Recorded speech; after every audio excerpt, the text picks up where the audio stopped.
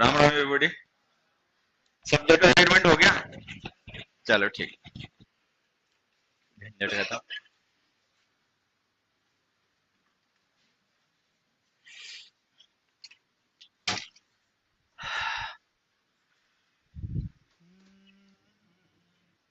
नया टॉपिक लिखे, prepositions.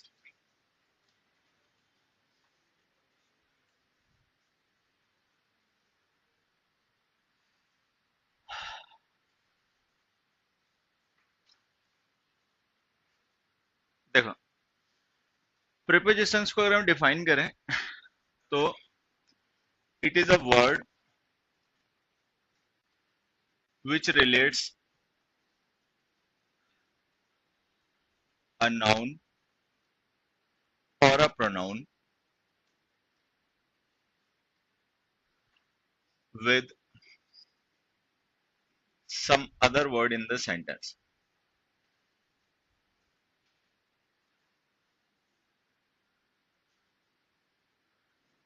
That other word that other word could be a noun, a pronoun, a verb, or an adjective.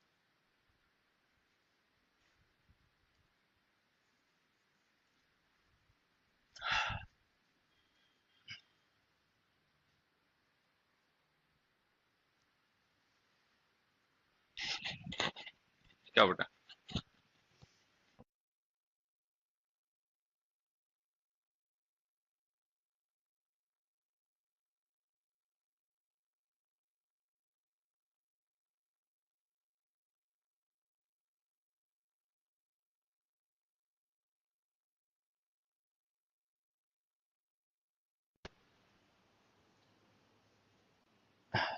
तो देखो फिर से एक बार समझ लो।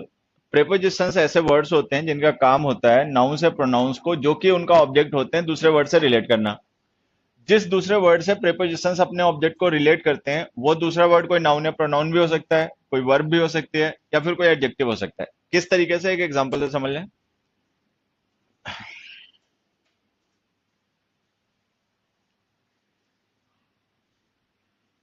The man in the car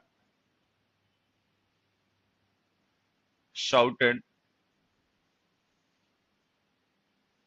at the boy standing standing near the shop।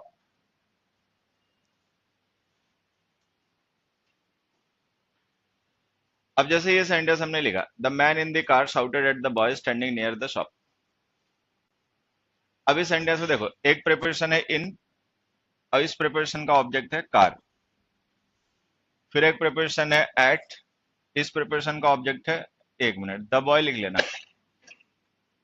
At the boy, इसका object है the boy. फिर एक प्रेपोजिशन है नियर, इसका ऑब्जेक्ट है द शॉप। तो ये जो प्रेपोजिशंस हैं जिनके साथ हमने ये ऑब्जेक्ट्स लिख रखे हैं, नाउन से प्रोनाउंस, कार, बॉय, शॉप, सब नाउन है, ठीक है। अब ये प्रेपोजिशन नाउन्स को किसी न किसी दूसरे वर्ड से रिलेट कर रही होंगी। जिस दूसरे वर्ड से रिलेट कर रही होंगी वो कोई नाउन, प्रोनाउन, वर्ब या एडजेक्टिव होगा। अब अगर हम देखें तो ये इन प्रेपोजिशन इस कार को, जो कि एक नाउन है, एक दूसरे नाउन मैन से रिलेट कर रही है, ठीक है। ये जो एट प्रेपोजिशन है वो उस ऑब्जेक्ट बॉय को, जो कि एक नाउन है, एक वर्ब शाउटेड से रिलेट कर रही है। ये जो नियर प्रेपोजिशन है, ये शॉप नाउन को एक नॉन फाइनाइट वर्ब है स्टैंडिंग, हालांकि यहाँ पे प्रेजेंट पार्टिसिपल का काम कर रहा है तो हम इसे एडजेक्टिव कहेंगे, एक एडजेक्टिव से रिलेट कर रही है। तो जो नियर प्रेपोजिशन है वो अपने ऑब्जेक्ट को एडजेक्टिव स्टैंडिंग से रिलेट कर रही है। ध्यान देना, ये स्टैंडिंग मेन वर्ब नहीं है, प्रेजेंट पार्टिसिपल है, जो कि बॉय को डिस्क्राइब कर रहा है, विच बॉय। तो स्टैंडिंग एडजेक्टिव है, शाउटेड वर्ब है, मैन नाउन है। तो सबसे पहले लिखी गई प्रेपोजिशन एक नाउन को दूसरे नाउन से रिलेट कर रही है, दूसरी प्रेपोजिशन एक नाउन को दूसरे एक वर्ब से रिलेट कर रही है, और तीसरी प्रेपोजिशन जो है वो एक नाउन को एक एडजेक्टिव से रिलेट कर रही है। तो प्रेपोजिशंस का काम होता है कि नाउन्स का रिलेशन शो करना सेंटेंस के दूसरे वर्ड से, ठीक है। जैसे इन प्रेपोजिशन जो होती है वो रीजन और एरिया की प्रेपोजिशन होती है, तो इसका मतलब ये जो मैन है ना वो कार एरिया के अंदर इंक्लूडेड है, मतलब इन प्रेपोजिशन ये रिलेशन शो करती है। एट प्रीपोजिशन टारगेट के लिए, पॉइंट्स के लिए यूज होती है। कोई पर्सन अगर शाउट कर रहा है ना, तो किस पर शाउट कर रहा है, टारगेट उसका कौन है, तो वो एट प्रीपोजिशन ये शो कर रही है कि बॉय जो है वो शाउट एक्शन का टारगेट है। नियर जो प्रेपोजिशन होती है प्रॉक्सिमिटी शो करती है, प्रॉक्सिमिटी का मतलब नजदीकी, ठीक है। तो वो जो पर्सन है, वो जो शॉप है और वो जो बॉय है, ठीक है, स्टैंड कर रहा है, लेकिन स्टैंडिंग की उसकी पोजीशन किसके पास है, तो ये बताने के लिए हमने नियर लिख दिया। तो अलग अलग प्रेपोजिशंस अलग अलग रिलेशन शो करते हैं, वो खैर धीरे धीरे सीख जाओगे, लेकिन बेसिक ये होता है कि प्रेपोजिशन का काम होता है नाउन से प्रोनाउंस को दूसरे वर्ड से रिलेट करना। वो दूसरा word noun, pronoun, verb, adjective कुछ भी हो सकता है। एक और एग्जांपल समझना, जैसे हमने यहाँ पे एक सेंटेंस लिखा, the man walked dash the park. The man walked dash the park. अब यहाँ देखो, हमने एक वर्ब लिखी वॉक और एक नाउन लिखा पार्क। अब ये नाउन जो है ऑब्जेक्ट बनेगा, वर्ब का ऑब्जेक्ट बन नहीं सकता, वर्ब इंट्रांसिटिव है, ठीक है, वॉक वर्ब इंट्रांसिटिव होती है। अब चूंकि ये वर्ब इंट्रांसिटिव है तो ये इसका ऑब्जेक्ट बन नहीं सकता, तो ये ऑब्जेक्ट बनेगा किसी न किसी प्रीपोजिशन का। अब वो जो हम प्रीपोजिशन लिखेंगे वो प्रीपोजिशन क्या करेगी, इस पार्क नाउन का और इस वॉक एक्शन का रिलेशन शो करेगी कि इस एक्शन में और इस नाउन में रिलेशन क्या है। अगर हम देखें तो मल्टीपल रिलेशन हो सकते हैं। मान लो कोई पार्क है और कोई पर्सन है, वॉक करने का एक्शन जो है वो इस पार्क के अंदर, मतलब इस एरिया रीजन के अंदर परफॉर्म कर रहा है, तो इन आ जाएगा। सर्कुलर मोशन में इसके चारों तरफ या इसके अंदर वॉक कर रहा है, उससे कोई फर्क नहीं पड़ता बाहर है या अंदर है, लेकिन अगर सर्कुलर मोशन में तो राउंड आ जाएगा। पार्क के पास में ही कहीं पे वॉक कर रहा है, नियर आ जाएगा। कोई पर्सन है पार्क में था, पार्क से वॉक करता हुआ कहीं और चला गया, फ्रॉम आ जाएगा। कहीं और था वॉक करता हुआ पार्क में आ गया, टू आ जाएगा। कहीं से पार्क की तरफ वॉक करता हुआ गया, पहुंचा कहाँ ये पता नहीं, मतलब हमें फाइनल पॉइंट नहीं पता, टूवर्ड्स आ जाएगा। कोई पर्सन था वॉक करता हुआ आया, पार्क को पार करके चला गया, अक्रॉस आ जाएगा। तो वहां पे जो भी हम प्रेपोजिशन लिखेंगे वो प्रेपोजिशन उस नाउन पार्क का और इस वॉक एक्शन का रिलेशन शो करेगी। अब हमें पता है कि मल्टीपल कॉन्टेक्स्ट में मल्टीपल रिलेशंस पॉसिबल हैं, तो इसका मतलब मल्टीपल प्रेपोजिशन भी पॉसिबल हैं। ये बात इसलिए बताई जा रही है कि प्रेपोजिशन को लेकर एक अक्सर कॉन्सेप्ट होता है कि लोग कहते हैं प्रेपोजिशन फिक्स होती है। प्रेपोजिशन कभी फिक्स नहीं होती, इंग्लिश में कुछ भी फिक्स हो सकता है, प्रेपोजिशन कभी फिक्स नहीं होती। तो जो भी पढ़ाया जाएगा बताया जाएगा उसको सुनना, समझना, याद करने की कोशिश कम करना। समझ जाओगे सीख जाओगे तो नए क्वेश्चन भी अपने आप हो जाएंगे, नहीं तो फिर नए क्वेश्चन परेशान करते हैं। तो जो चीजें बताई जाएंगी इस पूरे चैप्टर में उनको सीखना समझना, याद करने पे फोकस कम। और फिक्स प्रेपोजिशन कभी नहीं होती, दुनिया में कुछ भी फिक्स हो सकता है, ठीक है। प्रेपोजिशन कॉन्टेक्स्ट के हिसाब से यूज होती रहती है, कॉन्टेक्स्ट वेरी करते हैं पर्सन प्लेस पीपल के हिसाब से, तो सारी प्रेपोजिशन भी वेरी कर जाती हैं। चलो डेफिनेशन हो गए इसके, अब सीधे यूजेस पे आ जाते हैं।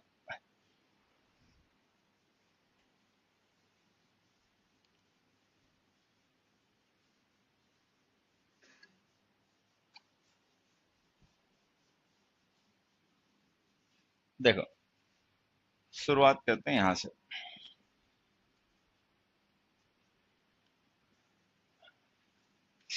दे have attacked on innocent people.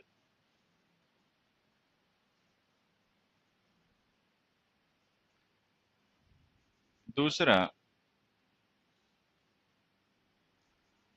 We have faced with many problems here.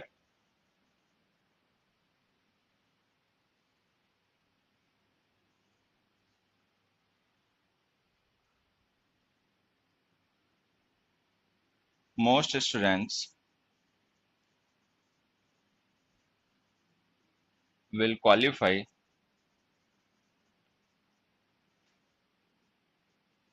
in these tests easily.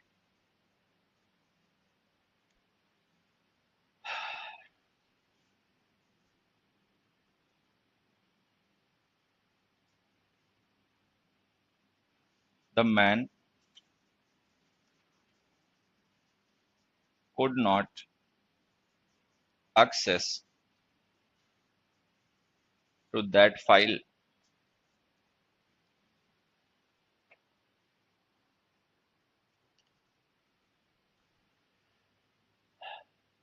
They have attacked on innocent people. We have faced with many problems here. Most students will qualify in these tests easily, and the man could not access to that file.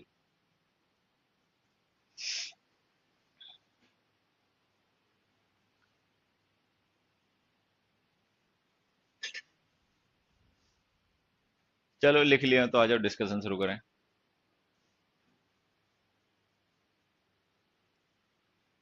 Worry less, खड़ा हो, क्या लिख रखा है पूरा ना, तो मैं पढ़ता हूं ना, तू खड़ा हो।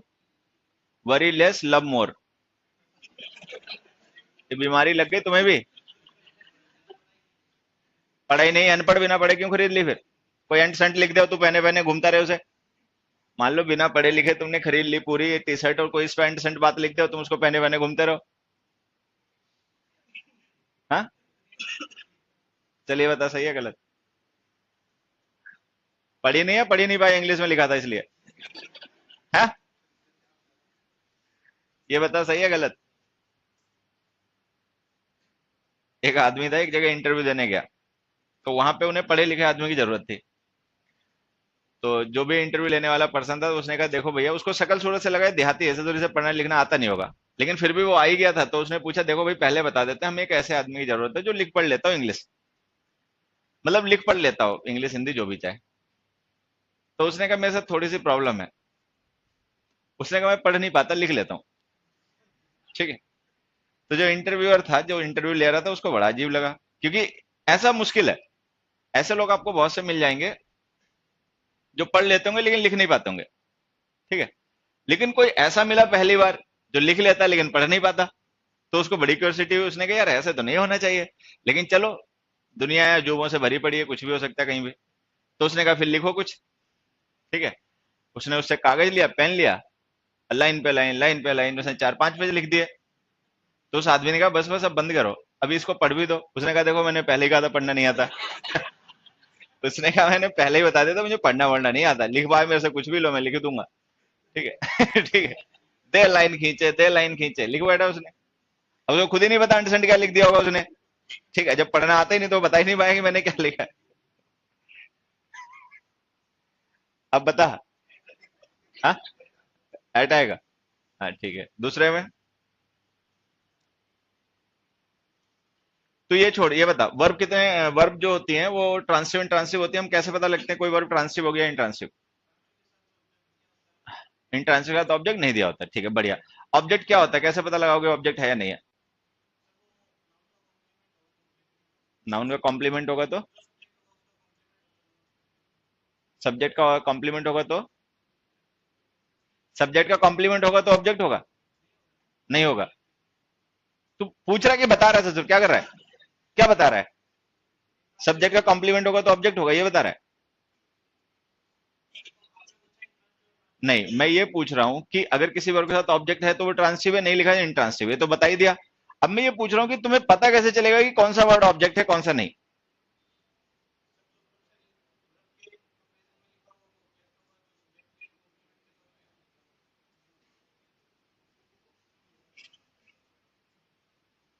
तुम भी वही हो, लिख लेते हो पढ़ नहीं पाते हैं।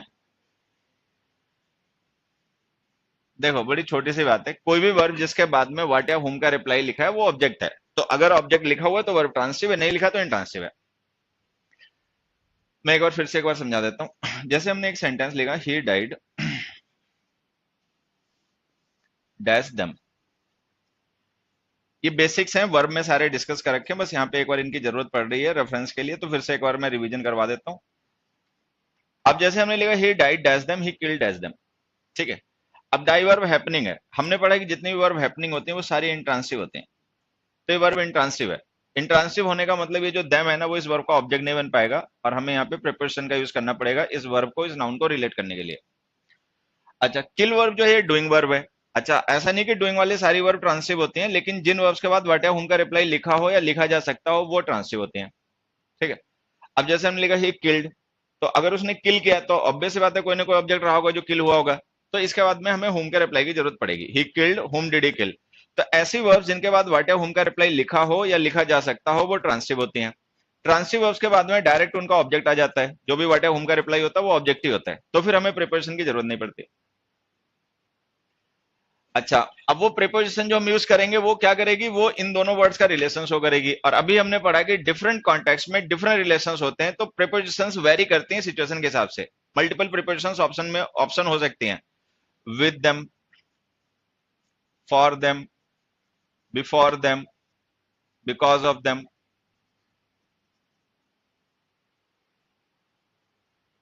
According to them. मतलब प्रीपोजिशंस होती हैं वो रिलेशन शो करती हैं, मल्टीपल रिलेशंस पॉसिबल होते हैं, तो मल्टीपल प्रीपोजिशन पॉसिबल होती हैं। ये जो लोग कहते हैं प्रीपोजिशन फिक्स होती है, वो एक ही ऑप्शन बता के बस कहानी खत्म, डाई के साथ ऑफ आएगा बस खत्म। ठीक है। तो अब यहाँ पे कहानी क्या है कि ये छोटा सा जो कॉन्सेप्ट हमने पहले डिस्कस किया था ना, अब हमें फिर से इसकी जरूरत पड़ रही है यहाँ पर इन क्वेश्चंस को समझने के लिए, कि किसी भी वर्ब के बाद अगर व्हाट या हुम का रिप्लाई लिखा हो या लिखा जा सकता हो तो वर्ब ट्रांसिटिव होती है, डायरेक्ट ऑब्जेक्ट लिखा करो। अगर कोई वर्ब हैपनिंग है तो हमेशा इंट्रांसिटिव होगी, उसके बाद हम ऑब्जेक्ट लिख नहीं पाएंगे। ठीक है। अब जैसे हमने लिखा दे have attacked, whom have they attacked, what have they attacked, तो अगर इस वर्ब के बाद व्हाट या whom के रिप्लाई की जरूरत पड़ रही है तो इसका मतलब ये वर्ब ट्रांसिटिव है। ट्रांसिटिव वर्ब्स के बाद में डायरेक्ट ऑब्जेक्ट लिखा करो, ये प्रिपरेशन ऑन गलत हो गई। They have attacked innocent people. फिर हमने लिखा we have faced, what have we faced, अगर हमने कुछ फेस किया है तो क्या फेस किया, कुछ तो ऑब्जेक्ट रहा ही होगा। तो ऐसी वर्ब्स जिनके बाद हमें व्हाट या whom के रिप्लाई की जरूरत पड़ जाए वो ट्रांसिटिव होती है, उनका डायरेक्ट ऑब्जेक्ट लिखा करो, मैनी प्रॉब्लम्स, ये विद गलत हो गया। फिर हमने लिखा most students will qualify, what will they qualify, अब व्हाट का रिप्लाई यहां भी चाहिए, अगर क्वालिफाई करेंगे तो कोई तो ऑब्जेक्ट होगा जिसे वो क्वालिफाई करेंगे, तो ये वर्ब भी ट्रांसिटिव हो गई, तो दिस टेस्ट ऑब्जेक्ट हो गया और ये इन प्रिपरेशन गलत हो गई। फिर हमने लिखा the man could not access, what couldn't he access, ठीक है। अब व्हाट का रिप्लाई यहां भी चाहिए, तो ये वर्ब भी ट्रांसिटिव हो गई, तो डायरेक्ट ऑब्जेक्ट लिख दो that file, this preparation goes wrong. तो ये जितनी हमने वर्ब्स लिखी हैं सारी डूइंग वर्ब्स हैं, एक्सेस, क्वालिफाई, फेस, अटैक, सारी वर्ब्स डूइंग है। तो जो डूइंग वर्ब्स होती है वो ट्रांसिटिव इंट्रांसिटिव दोनों ही हो सकती हैं। अगर उनके बाद हमें व्हाट या whom के रिप्लाई की जरूरत पड़े तो सारी ट्रांसिटिव होती हैं, तो उनके बाद डायरेक्ट ऑब्जेक्ट लिखा करो, प्रिपोजिशंस नहीं। तो ये जो हमने प्रिपोजिशन लिख रखी थी ना ये गलत थी। जैसे ये प्रिपोजिशन इन वर्ब्स के साथ में गलत हो गई, वैसे कुछ और वर्ब्स होते हैं उनके साथ भी गलत हो सकती हैं। Don't use prepositions with the following verbs, with the following verbs: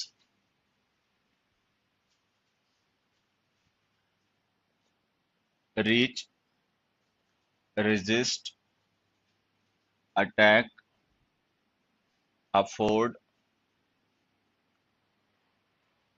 order, demand, ask, tell, beg, beg छोड़ो, join, meet, invite, welcome, wish, thank वगैरह वगैरह।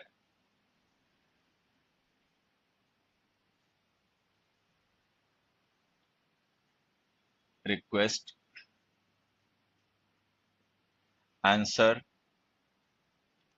access, approach, control, blame, sign,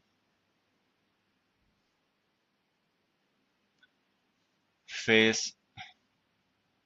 lack, want, marry,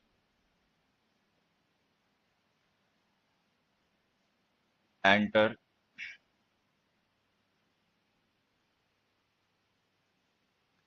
investigate,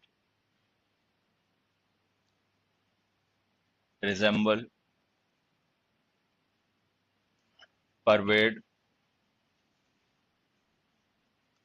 penetrate, pass, qualify,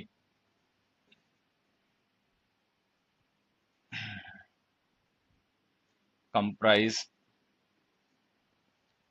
await, explain, describe,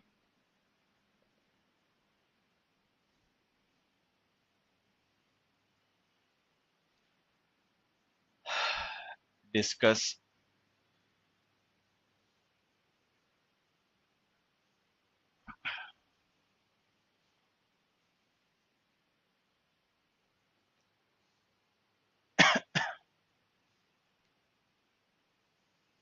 अब देखो ये कुछ ऐसी commonly used verbs हैं, एक बार लिख लो फिर इन्हें एक्सप्लेन करता हूँ मैं।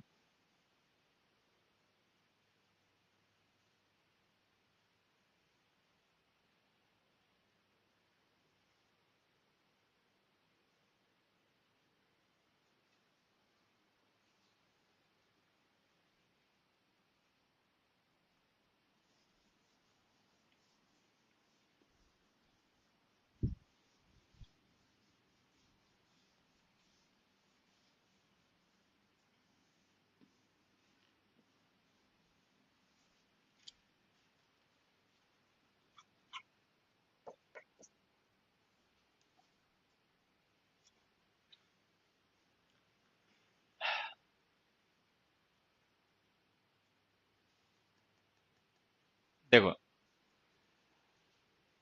वैसे तो इन वर्ब्स को ध्यान ही रखना है, लेकिन अगर हम थोड़ा सा इन्हें और डिस्कस करें, जैसे सबसे पहली वर्ब हमने रीच लिखी ना, इस रीच वर्ब का मतलब होता है अराइव एट। तो ये जो हम एट प्रिपरेशन इसके साथ लिख रहे हैं ना, इसकी जरूरत नहीं है, गलत है, ठीक है, because it means arrive at, hence there is no need to use at with reach, it goes wrong. इसमें एक वर्ब हमने कहीं पे लिखी होगी अवेट, फॉर, अवेट के साथ में फॉर प्रिपरेशन लिखकर एरर आती है, लेकिन अवेट का मतलब ही होता है wait for, hence there is no need to use for with await. इसी तरीके से एक बार इसमें टेल लिखी होगी, ये जो टेल या टोल्ड होता है ना, इसके साथ पेपर में अक्सर टू लिख के एरर आता है। अच्छा, टोल्ड का मतलब सेड टू ही होता है, hence there is no need to use to with told. या वर्ब हमने इसमें एक लिखी है एंटर। एंटर का मतलब वैसे तो एक्सेस करना होता है, लेकिन फिर भी यहाँ पे समझने के लिए हम इसका मतलब मान लेते हैं गो या come into. So the into is understood in its meaning. That's why it is not necessary to use into with enter. It goes wrong. फिर हमने एक वर्ब लिखी होगी इसमें comprise, इसके साथ भी ऑफ लिख के एरर आता है। The word comprise itself means consist of. Hence there is no need to use of with it. फिर हमने उसमें एक वर्ड और लिखा होगा despite. Despite के साथ भी ऑफ लिख के एरर आता है। But the word despite itself means in spite of. Hence there is no need to use of with it. उसी में हमने एक वर्ड लिखा होगा investigate. इसके साथ भी into preparation लिख के एरर आती है, बहुत बार आती है, investigating into the matter वगैरह वगैरह। But the word investigate itself means look into. Hence there is no need to use into with investigate. उसमें हमने एक वर्ब लिखी है describe. Describe, discuss और discuss. अब देखो discuss का मतलब होता है talk about. The word discuss itself means to talk about. तो जैसे अगर हमने discuss के साथ में about लिखा, it goes wrong. उसी तरीके से explain का मतलब होता है tell about. Explain के साथ में about preparation लिख कर एरर आती है. But the word explain means to tell about. Hence there is no need to use about with explain. Describe का मतलब भी tell about ही होता है। अगर हम डिस्क्राइब के साथ में अबाउट लिख देंगे तो ये भी गलत हो जाएगा, it means tell about. There is no need to use about with describe.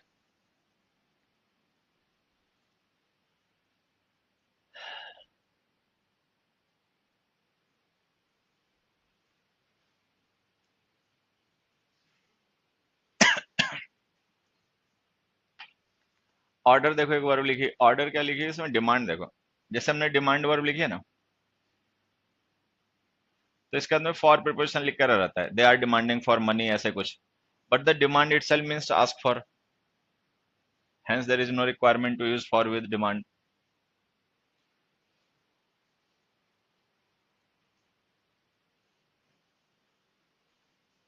अब ये जो हमने यहाँ पे सब कुछ लिखा है ना, डिस्कस किया है, ये हालांकि हो सकता है याद रखने का सही तरीका हो, but it is not logical at all. ये बिल्कुल भी लॉजिकल नहीं है।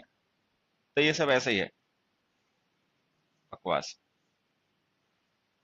ठीक है, मतलब ये लॉजिकल नहीं है, केवल याद रखने का एक तरीका है, ये सही ऐसा कुछ नहीं है। एंटर ट्रांसिटिव वर्ब है, इसलिए उसका प्रिपरेशन नहीं आती, उसका मतलब गो इनटू या कम इनटू है, इस वजह से नहीं आती, मतलब ये वजह नहीं है उसकी प्रिपरेशन नहीं आने की। या टोल्ड ट्रांसिटिव वर्ब है, इसलिए टू नहीं आता, इसका मतलब ये नहीं कि सेट टू इसका मीनिंग है तो इसलिए नहीं आएगा। तो ये इन वर्ब्स के साथ प्रिपरेशन सीधी वजह से इसलिए नहीं आती कि सारी ट्रांसिटिव वर्ब। खैर, और देखो कहानी से समझते हैं।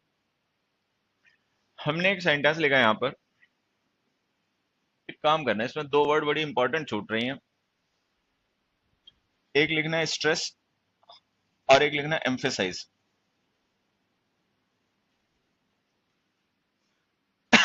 देखो जैसे हमने एक सेंटेंस लिखा, they did not stress on that matter. तो तीसरा, they laid no stress on that matter.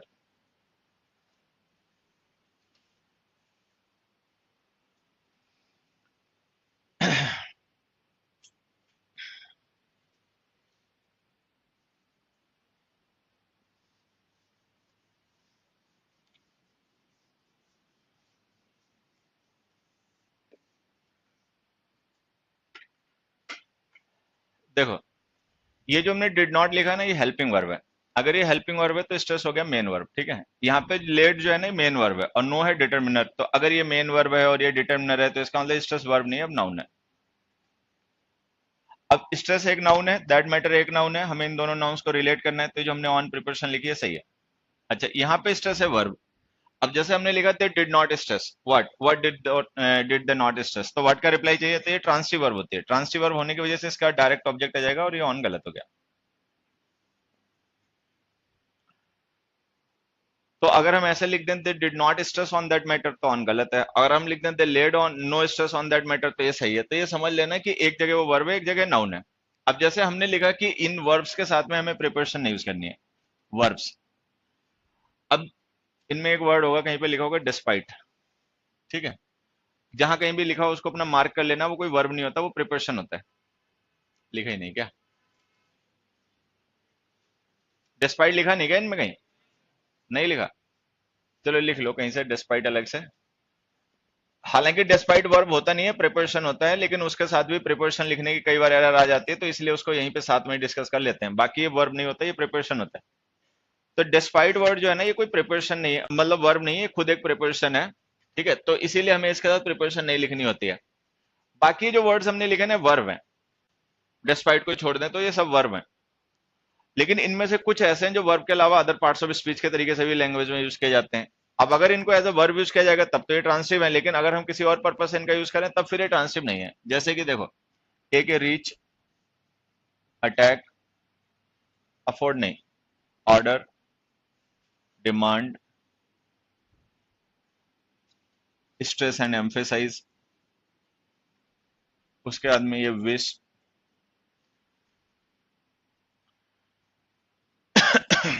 उसके बाद में ये जितने वर्ड्स हैं यहां से लेकर यहां तक,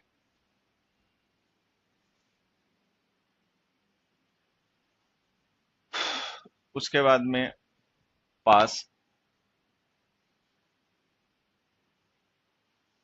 अभी जो जितने वर्ड्स यहाँ पे मार्क कर दिए गए ना, ये सब वो वर्ड्स हैं जो कि वर्ब होने के साथ साथ में नाउन भी होते हैं। मतलब हम इन्हें नाउन्स के तरीके से भी सेंटेंस में यूज करते हैं। अब अगर हम इन्हें एज अ नाउन यूज करेंगे तब तो इनसे दूसरे नाउन को रिलेट करने के लिए प्रिपरेशन लिखनी पड़ेगी, लेकिन अगर ये वर्ब होंगे तब प्रिपरेशन नहीं लिखनी है। अब हमें कैसे पता चलता है सेंटेंस में कोई वर्ड नाउन है या नहीं, वो अपना ध्यान रखना। अगर सब्जेक्ट ऑब्जेक्ट है तो फिर वो नाउन है, और हेल्पिंग वर्ब के साथ लिखा गया हो, मॉडल के साथ लिखा गया हो तो वर्ब है।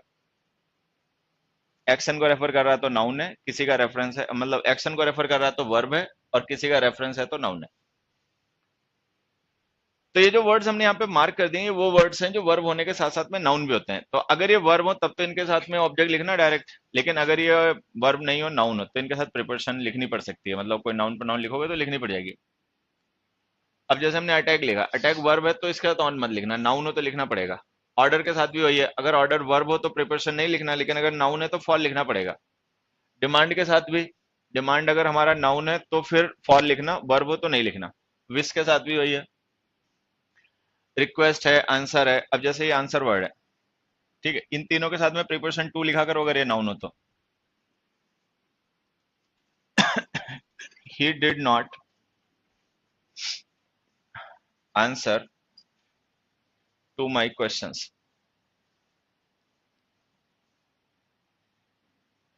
दूसरा,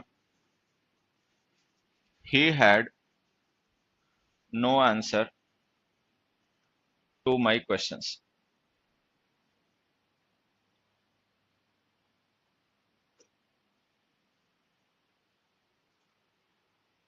अब फर्स्ट सेंटेंस में जो हमने आंसर यूज किया ना, ये क्या है, नाउन है वर्ब? वर्ब है। अब जैसे हमने लिखा they did not answer what did they not answer, अब व्हाट का रिप्लाई चाहिए तो ट्रांसिटिव वर्ब हो गई, डायरेक्ट ऑब्जेक्ट लिख दो माई क्वेश्चंस। अच्छा, इस सेंटेंस में आंसर क्या है, नाउन, क्योंकि यहाँ पे हैड जो है ना ये मेन वर्ब है, नो डिटर्मिनर है, तो ये आंसर नाउन हो गया। अब इस नाउन को और इस क्वेश्चन नाउन को रिलेट करना है तो प्रिपरेशन चाहिए होगी, तो ये जो हमने टू लिखा है लो सही भी हो गया। तो आंसर है, एक्सेस है, अप्रोच है। ये नाउन भी है, वर्ब भी है। अगर ये नाउन हो तो इनके साथ में प्रिपरेशन लिखना, अगर वर्ब हो तब नहीं लिखना। कंट्रोल, ब्लेम, साइन, ये भी नाउन और वर्ब दोनों ही होते हैं। नाउन्स हो तो प्रिपरेशन लिखना, वर्ब हो तो नहीं लिखना, ठीक है। ये जो फेस वर्ड हमने डिस्कस किया ना, हालांकि ये होता नाउन भी है, जब ये नाउन होता है तो इसके बाद में प्रिपरेशन ऑफ लिखा करो, फेस ऑफ समथिंग। लेकिन इसका एक यूज और समझना है यहां से, ही हैज, ही क्या, वी लिख दो, we have faced no difficulty,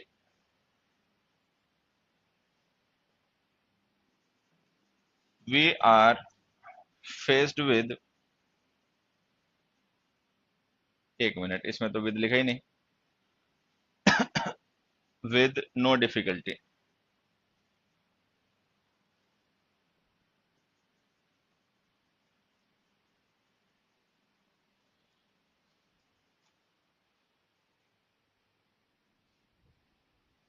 अब देखो ये जो दोनों सेंटेंस हमने लिखे ना, इनमें पहले सेंटेंस में हमने फेस लिखा है, ये तो है हमारी प्रेजेंट परफेक्ट टेंस की वर्ब। अच्छा, दूसरे सेंटेंस में अगर हम फेस्ट को वर्ब मान लेते, तो ये पैसिव वर्ब हो जाएगी प्रेजेंट इंडेफिनिट टेंस की। लेकिन अगर ये वर्ब हो जाएगी पैसिव वॉइस में, तो फिर हमें ये मानना पड़ेगा कि जब हम इस वर्ब को एक्टिव बनाएंगे तो जो वी है वो इसका ऑब्जेक्ट बनेगा, लेकिन वी ऑब्जेक्ट बनेगा नहीं, क्योंकि फेस की जाने वाली चीज जो है वो डिफिकल्टी है, ये पर्सन नहीं है। तो अगर एक्टिव में ये ऑब्जेक्ट नहीं बनेगा तो पैसिव में सब्जेक्ट भी नहीं है, तो या तो ये सेंटेंस गलत है या फिर ये फेस्ड वर्ब नहीं, एडजेक्टिव है, और वर्ब है हैव, आर। कुल मिला के सेंटेंस सही है, लेकिन वो फेस्ड वर्ब नहीं है, वो एडजेक्टिव है। तो अगर हम ऐसे लिखते हैं we are faced with no difficulty, then face is an adjective describing the state of the subject we, ठीक है, प्रेडिकेटिवली यूज एडजेक्टिव। अगर हम लिखते हैं वी हैव फेस्ड, तो ये वर्ब है। अब अगर ये वर्ब है तो देखो we have faced, what have we faced, तो व्हाट का रिप्लाई चाहिए, वर्ब ट्रांसिटिव हो गया, डायरेक्ट ऑब्जेक्ट लिख दो, नो प्रिपोजिशन इज रिक्वायर्ड। अब यहाँ पे, यहाँ पे हम देख रहे हैं जो फेस हमने लिखा है ये एडजेक्टिव है, जिसको हमने प्रेडिकेटिवली यूज किया वी को डिस्क्राइब करने के लिए। अब ये एडजेक्टिव है वी का, ना कि डिफिकल्टी का। तो अगर डिफिकल्टी को रिलेट करोगे इस फेस्ड एडजेक्टिव से, तो प्रिपोजिशन चाहिए होगी, तो ये जो हमने विद लिखा ना, ये सही हो गया। तो अगर हम ऐसे लिख दें we are faced with no difficulty, तो ये सही है। अब we have faced with no difficulty लिख दें तो विद गलत है। और समझ लेना ये पैसिव नहीं होता, ये पास्ट पार्टिसिपल एडजेक्टिव होता है। फिर हमने एक तीसरा एग्जांपल लिखा, we are being faced with no difficulty. अब ये सेंटेंस अपने आप देखो सही है गलत, we are being faced with no difficulty.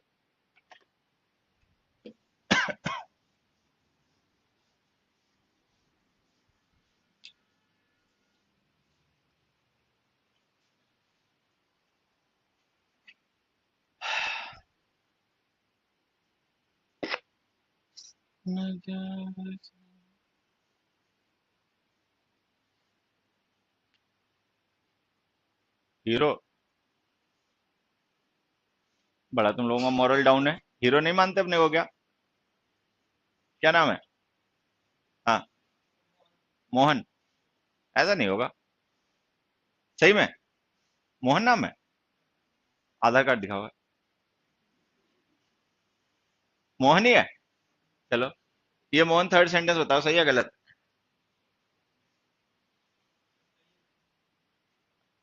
Mohan का फेमिनिन जेंडर क्या होता है?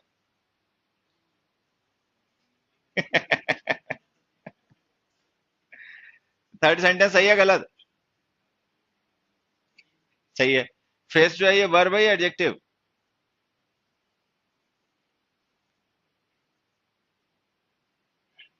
एडजेक्टिव है, चलो एडजेक्टिव ही है। अगर फेस एडजेक्टिव है तो फिर मेन वर्ब कौन है?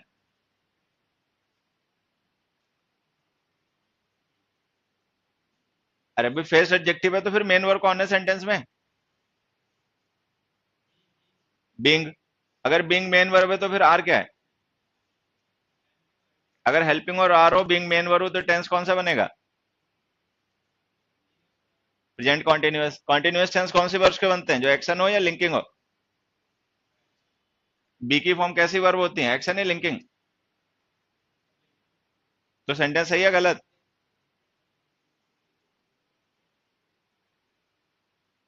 अबे सेंटेंस सही है गलत? गलत हो गया, सही करो। ये 2016 के पेपर में है क्वेश्चन। अब देखो ये फेस जो है ना, ये एडजेक्टिव है।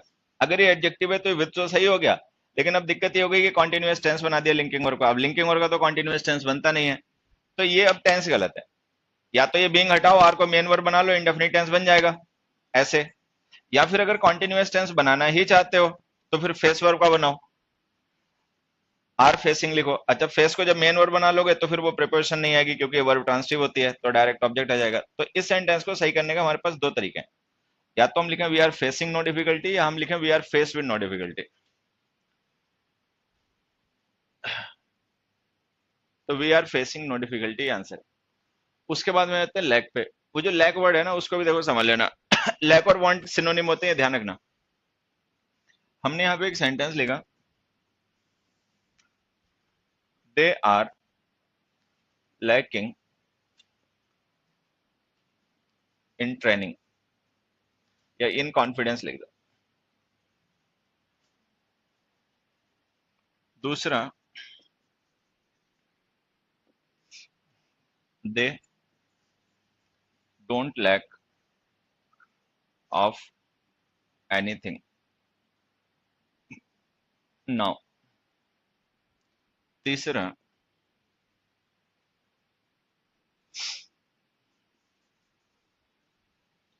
they faced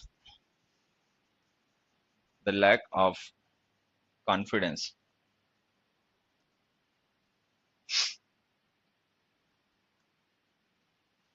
चल, they are lacking in confidence। अब मोहन एक बार फिर से आ जाओ, बजाय किसी और को परेशान करूं, तुम ही ठीक आदमी ही लगे। एक बार ये सेंटेंस पढ़ो और ये बताओ, ये सारे सही सारे गलत, कुछ सही कुछ गलत।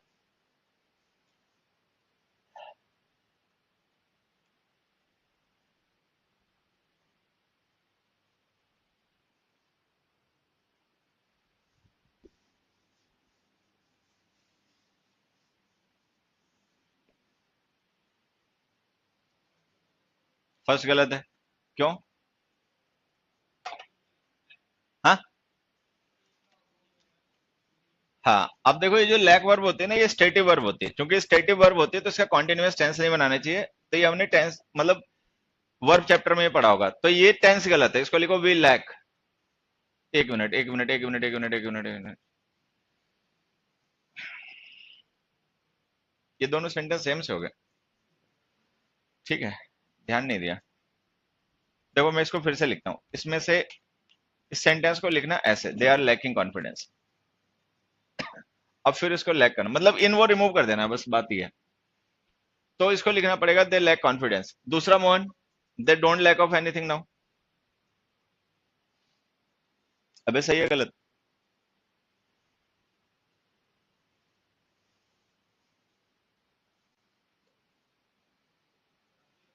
हाँ, कैसे सही होगा? ये ऑफ रिमूव कर दे भाई, जैसे ये लैक के साथ में डायरेक्ट ऑब्जेक्ट लिख रखा, वैसे यहाँ भी लिख दो। जैसे हमने लिखा था don't lack, what don't they lack, ठीक है। तो व्हाट का रिप्लाई चाहिए, ट्रांसिटिव वर्ब हो गई, ट्रांसिटिव वर्ब हो गई, डायरेक्ट ऑब्जेक्ट लिख दो, ऑफ प्रिपरेशन रिमूव कर दो। तो इसको ऐसे लिखो। तो ये जो लैक वर्ब होती है ना, ये स्टेटिव वर्ब होती है, हमें इसे कॉन्टिन्यूअस टेंस में नहीं लिखना चाहिए, एक। दूसरा, इसके साथ प्रिपरेशन नहीं लिखनी चाहिए। तो ये दोनों ही गलत है, इसमें प्रिपरेशन लिख दी इसलिए गलत है, इसको कॉन्टिन्यूअस टेंस बना दिया इसलिए गलत है। अब आ जाते हैं यहाँ पर। यहाँ पे देखें तो वर्ब जो है ना फेस्ड है, और लैक है इसका ऑब्जेक्ट। ऑब्जेक्ट का मतलब ये नाउन है। अगर लैक एक नाउन है, कॉन्फिडेंस एक नाउन है, दोनों नाउन्स को रिलेट करोगे तो ऑफ प्रिपरेशन की जरूरत पड़ेगी, सही है। तो ये थर्ड सेंटेंस सही है। अब आते हैं फोर्थ में। ये जो फोर्थ सेंटेंस है, अगर हम इस लैक को वर्ब माने तो इसमें दो गलतियां हो गई। इन दोनों में तो एक एक गलती थी, इसमें वो दोनों गलती एक साथ ही हो गई। एक तो ये कॉन्टिन्यूअस टेंस गलत, और दूसरा ये प्रिपरेशन गलत। तो हमें इसको लिखना पड़ेगा दे लैक कॉन्फिडेंस। लेकिन अगर हम इस लैकिंग को प्रेजेंट पार्टिसिपल मान लें, जो कि ये होता भी है, तो फिर ये सेंटेंस भी सही हो गया। अब देखो, ये जो लैकिंग हमने लिखा ना, प्रेजेंट पार्टिसिपल है, जिसको हमने यूज किया प्रेडिकेटिवली सब्जेक्ट दे को डिस्क्राइब करने के लिए। अब चूंकि ये लैकिंग एडजेक्टिव दे का है, इसका कॉन्फिडेंस से कोई लेना देना है नहीं, तो हम कॉन्फिडेंस को रिलेट करने के लिए लैकिंग से प्रिपोजिशन का यूज करेंगे, तो ये इन प्रिपोजिशन सही हो गया। तो थर्ड और फोर्थ सेंटेंस सही है, फर्स्ट और सेकंड गलत है। अब जिस तरीके से हमने ये लैक वर्ब का यूज किया, बिल्कुल इसी तरीके से वांट वर्ब यूज की जाएगी। जैसे हमने लिखा दे आर लैकिंग कॉन्फिडेंस, अगर हम यहाँ पे लिख देते दे आर वांटिंग कॉन्फिडेंस, तो वो भी गलत हो जाता है, और हमें लिखना पड़ता है दे वांट कॉन्फिडेंस। जिस तरीके से ये गलत हो गया, they don't lack of anything now, अगर हम यहाँ पे लिख देते they don't want, they don't want of anything now, तो भी ऑफ गलत हो जाता। और जिस तरीके से हमने ये लिखा ना, they face the lack of confidence, और ये सही है, इसी तरीके से हम लिखते हैं दे face the want of confidence, तो भी सही जाएगा। वांट का मतलब भी कमी होता है, मतलब ये दोनों वर्ड लगभग सिनोनिम से होते हैं एक दूसरे के। और जिस तरीके से ये सही है, they are lacking in confidence, इसी तरीके से हम लिख दें they are wanting in confidence, तो भी सही जाएगा। और जब हम ये वांटिंग लिखते हैं ना, तो मेन वर्ब नहीं होती, क्योंकि एज अ मेन वर्ब इसका कॉन्टिन्यूअस सेंस नहीं बनता, ये प्रेजेंट पार्टिसिपल होता है। तो ये जो लैक और फेस के यूजेस है ना, ये ध्यान रखना, वांट के भी, ये सब पेपर में आते हैं। उसके बाद में जो पासवर्ड है, ये भी नाउन वर्ब दोनों ही होता है। अगर ये वर्ब हो तब तो डायरेक्ट ऑब्जेक्ट लिखना, he pass the test, he pass the exam. अगर प्रिपरेशन हो तो नाउन हो तो अपना देख लेना, जरूरत के हिसाब से प्रिपरेशन यूज करना। तो एक तो ये सारे वर्ड्स हो गए जो वर्ब और नाउन दोनों ही होते हैं, इनका ध्यान रखना। उसके बाद फिर से शुरुआत करते हैं। अब हमने पढ़ेगी जो रीच वर्ड होता है ना, इसका मतलब अराइव एट होता है, ठीक है। अब जो इसका मतलब अराइव एट होता है, मान लो हम उसको यहाँ पे लिखें, the man arrived to the party late.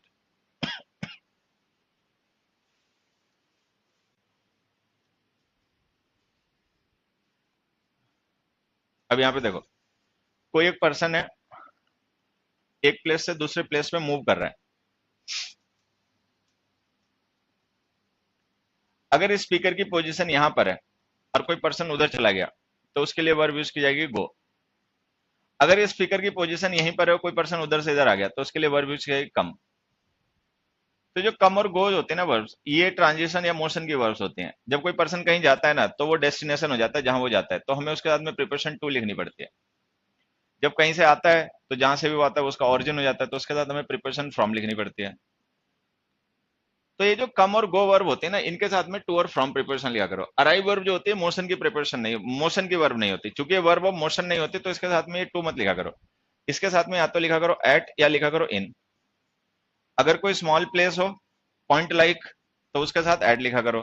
कोई बड़ा रीजन एरिया हो, सिटी हो, कोई कंट्री हो, तो इन लिखा करो। तो अराइव के साथ में प्रिपरेशन या तो एट लिखा करो या इन लिखा करो, टू मत लिखा करो, बस ये ध्यान रखना। The man arrived at the station late, the man arrived in India, ठीक है, ऐसे।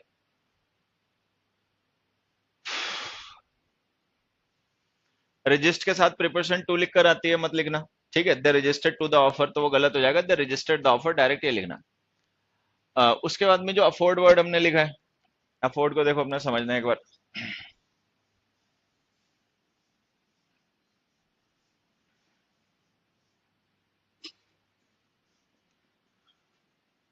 दे can't afford to risk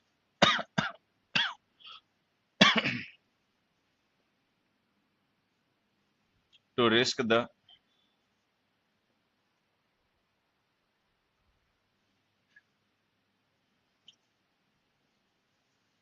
their money.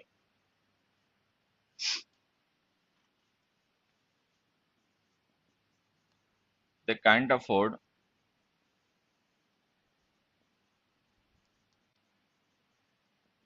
To the risk involve.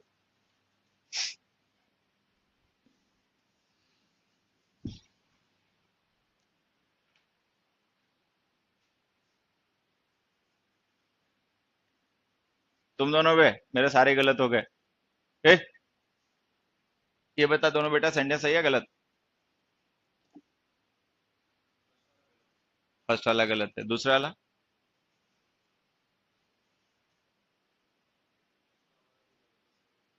पड़ोसी जगह, तू बता बे, ये दोनों सही दोनों गलत?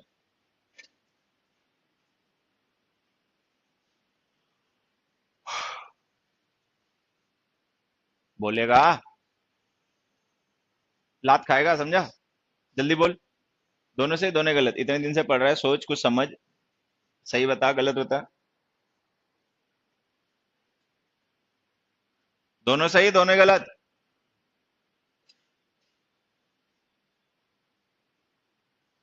ज्यादा दिमाग पे जोर मत डाल, थोड़ा सा, ये क्यों परेशान कर रहा है उसे, इसे जगा दे, मिनिमलिज्म। तो बता भैया, दोनों सही दोनों गलत? हाँ, पहला गलत है, हाँ ठीक है। दूसरा, ये पेन मुंह में रखता है तो सिगरेट पीता है क्या? ये स्टाइल सिगरेट वाला है?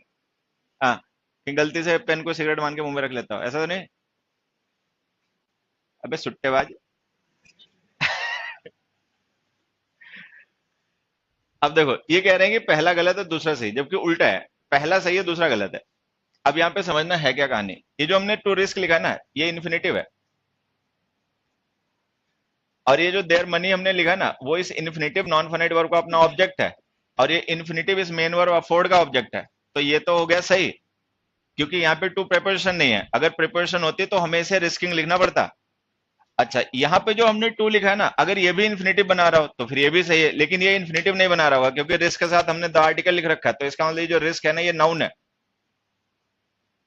और ये इन्वॉल्व पास्ट पार्टिसिपल एडजेक्टिव है। एडजेक्टिव में हमने पढ़ा होगा कि अगर इन्वॉल्व का मतलब हो इंक्लूडेड या एसोसिएटेड, तो इसको हमें बाद में लिखना पड़ता है। अब ये जो रिस्क है ना, ये नाउन है, अगर ये नाउन है तो हम ये तो कह नहीं सकते कि टू यहाँ पे इन्फिनेटिव बनाने के लिए लिखा गया, अब तो इसे प्रिपोजिशन ही मानना पड़ेगा। अच्छा, प्रिपोजिशन मान लोगे तो गलत हो जाएगा, क्योंकि अफोर्ड वर्ब ट्रांसिटिव होती है, उसको प्रिपोजिशन की जरूरत नहीं पड़ती। जैसे हमने लिखा दे can't afford what, what can't they afford, तो व्हाट का रिप्लाई चाहिए, तो ये ट्रांसिटिव है, तो ये टू गलत। तो फर्स्ट सेंटेंस हमारा इसलिए सही हो गया क्योंकि उसमें जो हमने टू यूज कर रखा वो इन्फिनेटिव है, बाद वाला इसलिए गलत हो गया क्योंकि वो प्रिपोजिशन है। So they can't afford to risk their money and they can't afford this risk, ठीक है। तो रिस्क वर्ड जो होता है ना, नाउन और वर्ब दोनों ही होता है, अपना ध्यान रखना। अगर ये नाउन होगा तब तो ये डायरेक्ट ऑब्जेक्ट बन गया अफोर्ड का, लेकिन फर्स्ट सेंटेंस में ना रिस्क नाउन नहीं है, क्योंकि अगर नाउन होता ना तो उसके बाद हम देयर मनी नाउन नहीं लिख पाते दूसरा, और अगर हम देयर मनी नाउन लिख रहे हैं तो ये मान के चलना पड़ेगा कि रिस्क नॉन फाइनाइट वर्ब है। तो अफोर्ड के साथ में टू प्रिपोजिशन लिख के एरर आते हैं, वो मत लिखना, लेकिन इन्फिनेटिव वगैरह हो तो अपना समझ लेना, नहीं तो उसको भी गलत मान लो। Ask, beg, join, meet, invite, welcome, wish, इनके सबके साथ प्रीपोजिशन टू आती है। I wished to my friends, I invited to my friends, I told to my friends, तो वो टू गलत होता है, वो अपना रिमूव कर लेना, बाकी जब नरेशन पढ़ाएंगे तो ज्यादा डिटेल में समझा देंगे। इसके बाद में एक छोटी सी चीज इस वर्ब को लेकर और ध्यान रखना, मीट को लेकर। जैसे हमने एक सेंटेंस लिखा, ही मेट, और ही मेट विद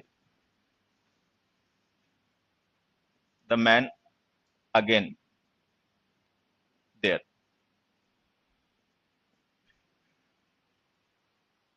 अब इन सेंटेंस में अगर हम मेट लिखें मेट विद लिखें तो दोनों ही सही है। जब हम मेट विद लिखेंगे ना तो हमें ये मान के चलना पड़ेगा ये अनप्लैंड मीटिंग थी, मतलब ये एक्सीडेंटली फिर से टकरा गए, आपस में मिल गए वहां पे।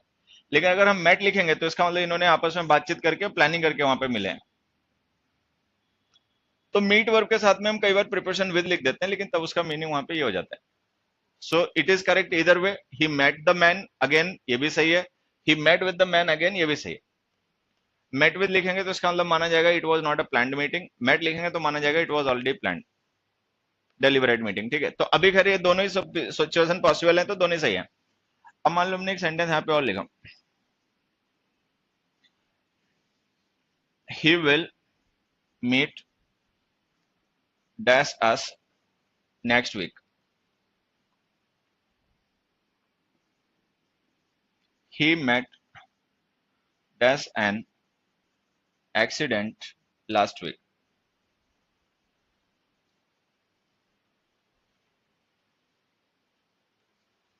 ब्लैंक्स फिल करो।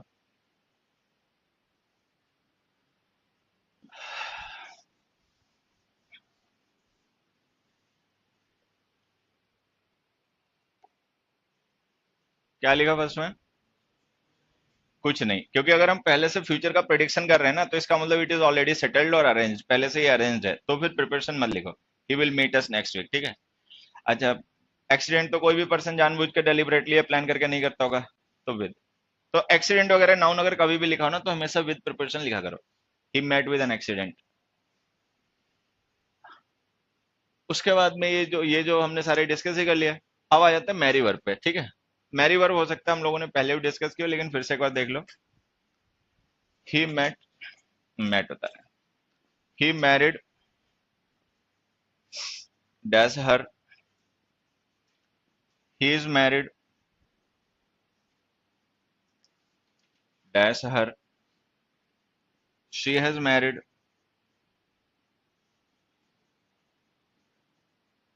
Dash him, she was married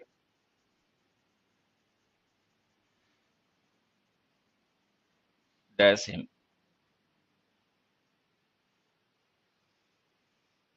He married dash her, he is married dash her, she has married dash him, she was married dash him।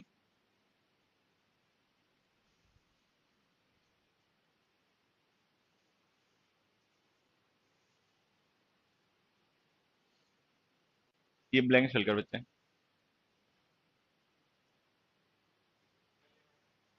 नहीं आगा, बढ़िया। दूसरे में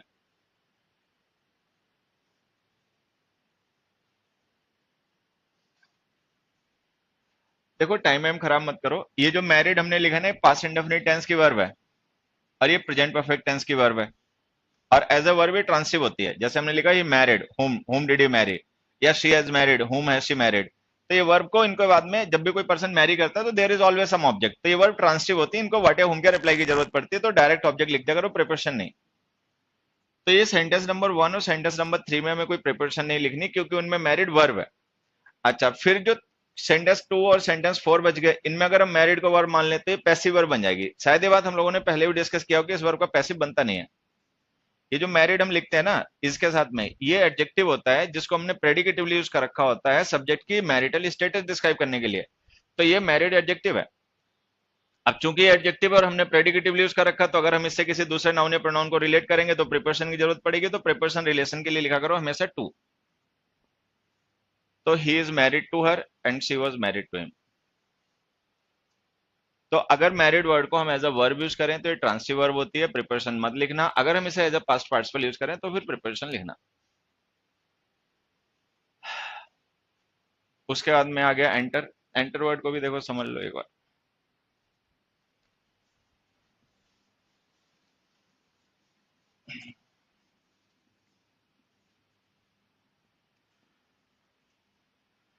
the man entered into the room without permission.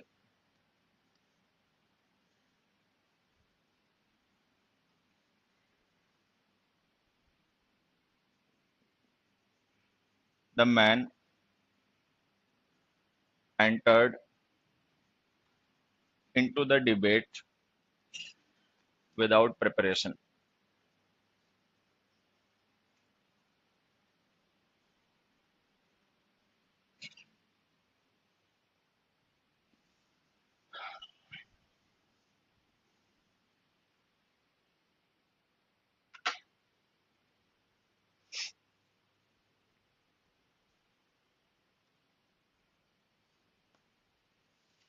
अब देखो, ये जो first sentence हमने verb enter use किया ना, इसका मतलब वही है जो अभी हम डिस्कस कर रहे थे थोड़ी देर पहले, टू एक्सेस, किसी चीज को एक्सेस करना, या गो इनटू, कम इनटू, हालांकि हम कह देते हैं लेकिन उसका मतलब एक्सेस करना होता है। जैसे हमने लिखा था man entered, what did he enter, तो इसका रिप्लाई डायरेक्ट आ जाएगा द रूम, और ये इनटू गलत हो गया, ठीक है, इसको हटा दो। अच्छा, इस सेंटेंस में अगर हम देखें तो रूम तो चलो एक ऑब्जेक्ट है, प्लेस है, उसको पर्सन एक्सेस कर सकता है, लेकिन डिबेट तो एक इवेंट है, इसको तो कोई एक्सेस कर नहीं पाएगा। तो ये जो हम एंटर इनटू लिख रहे हैं ना, ये हमारी फ्रेजल वर्ब होती है, और इसका मतलब होता है to get involve. To get involve in something, मतलब किसी चीज में इन्वॉल्व हो जाना। तो ये फ्रेजल वर्ब होती है गेट इनटू। अगर इसका मतलब उस सेंटेंस में जिसमें हम यूज कर रहे हैं गेट इन्वॉल्व हो, तो ये इनटू सही होता है। तो मतलब सेंटेंस देख के हमें समझना पड़ेगा कि वहां पे हम एंटर का यूज किस पर्पज के लिए कर रहे हैं। अब जैसे हम लिखा the man entered into the debate, into the quarrel, into the argument, into the business, into the partnership, मतलब कुछ भी ऐसा लिखते हैं जहां पे हमें ये प्रूव कर पाए कि यहाँ पे एंटर का मतलब गेट इन्वॉल्व है, ना कि कम इनटू, गो इनटू। तो ये इनटू सही जाएगा। फिर हमने उसके बाद में लिखा इन्वेस्टिगेट के साथ इनटू आता है, वो अपना याद रखना, नहीं यूज करना है। रिजेंबल वर्ब हमने पहले भी पढ़ी होगी मेन वर्ब में, कि हमारी स्टेटिव वर्ब होती है, ना तो इसको कॉन्टिन्यूअस टेंस में लिखा करो रिजेंबलिंग वगैरह, और ना ही इसके बाद प्रिपोजिशन लिखा करो, डायरेक्ट ऑब्जेक्ट लिखा करो। ही रिजेंबल्स हिज फादर, ऐसे। परवेट पेनिट्रेट वर्ब जो होती हैं, ये भी ट्रांसिटिव वर्ब होती है, इनके साथ अक्सर थ्रू प्रिपोजिशन लिखा आ जाता है, वो अपना ध्यान रखना। एक एग्जांपल मैं बता देता हूँ। The ultraviolet rays of the सन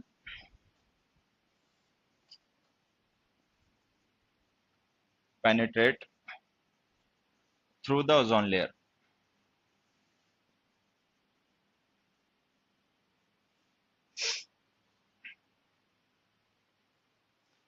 अब जैसे हमने कहा कि जो सन के अल्ट्रावायलेट रेज हैं वो ओजोन लेयर को पेनिट्रेट करके अर्थ तक आ जाती हैं, ठीक है। तो ये जैसे हमने लिखा था ultraviolet rays of the sun penetrate what do they penetrate, तो व्हाट का रिप्लाई डायरेक्ट आ जाएगा, the ozone layer, transitive verb हो गई, डायरेक्ट ऑब्जेक्ट लिख दो, ये प्रिपरेशन गलत है। तो परवेड और पेनिट्रेट वर्ब्स के साथ अक्सर थ्रू प्रिपरेशन लिखकर आ आती है, मत लिखना। क्वालिफाई के साथ में इन प्रिपरेशन लिखकर आ आता है, वो भी मत लिखना। लेकिन एक सिचुएशन और समझ लेना, ही हैज क्वालिफाइड और qualified for the exam.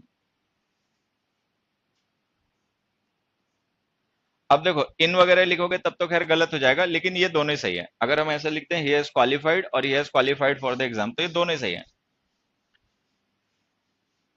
He has qualified the exam भी सही है और he has qualified for the exam भी सही है। इसको ऐसे समझना, जैसे मान लो कोई पर्सन है, उसने कोई एग्जाम दिया, ठीक है, और एग्जाम पास कर लिया उसने, तो ये क्वालिफाई वर्ब के डायरेक्ट ऑब्जेक्ट बन जाएगा एग्जाम, ठीक है। लेकिन अगर मान लो एग्जाम से पहले कोई हमने स्क्रीनिंग टेस्ट रख दिया या कोई ऐसी चीज रख दी, तो अगर किसी ने मान लो स्क्रीनिंग टेस्ट को क्वालिफाई कर लिया तो वो एग्जाम के लिए एलिजिबल हो गया। जो नहीं कर पाए स्क्रीनिंग टेस्ट को क्वालिफाई, वो नहीं है एलिजिबल।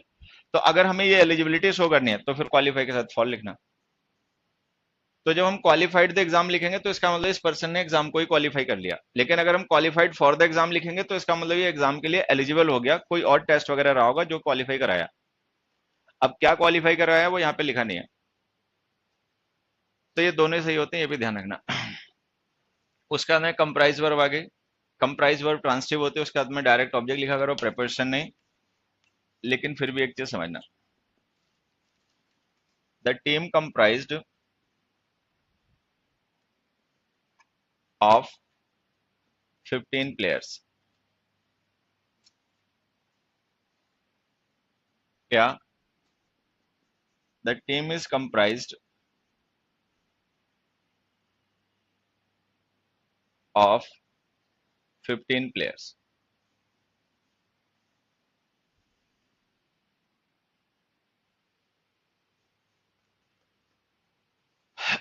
अब देखो ये जो कंप्राइज हमने लिखा ना, ये पास्ट इंडेफिनिट टेंस की वर्ब है। The team comprised, what did it comprise, तो व्हाट का रिप्लाई आ गया 15 प्लेयर्स, तो ये हमारा डायरेक्ट ऑब्जेक्ट हो गया, दिस प्रिपरेशन गोज रॉन्ग। अच्छा, इस कंप्राइज को भी अगर हम वर्ब मान लें तो ये हमारी पैसिव वर्ब हो जाएगी। लेकिन हमें पता है कि यहाँ पे कोई डूअर नहीं होता जो टीम को बैठ के कंप्राइज करे। ये टीम की स्टेट है ना कि कोई एक्शन, तो ये एडजेक्टिव है, पास्ट पार्टिसिपल। अब ये एडजेक्टिव हमने प्रेडिकेटिवली यूज कर रखा सब्जेक्ट टीम को डिस्क्राइब करने के लिए, तो अगर हमें इसे एडजेक्टिव से किसी नाउन को रिलेट करना पड़े तो प्रीपोजिशन की जरूरत पड़ेगी, तो ये सही हो गया। तो जब हम इस कंप्राइज्ड, वाज कंप्राइज्ड ऐसे लिखते हैं ना, तो ये कंप्राइज एडजेक्टिव होता है पास्ट पार्टिसिपल, और ये वर्ब है।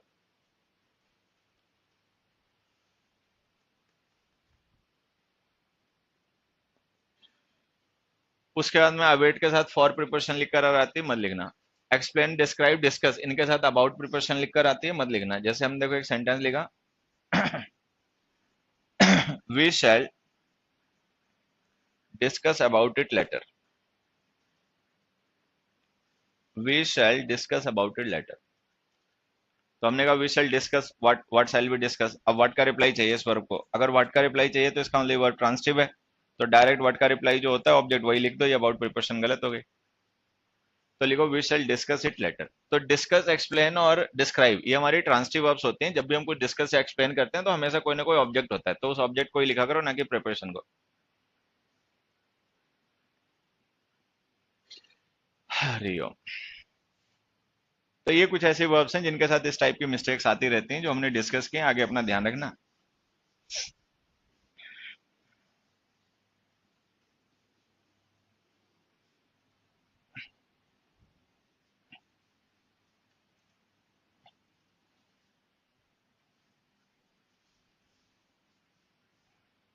अगला क्वेश्चन देखो,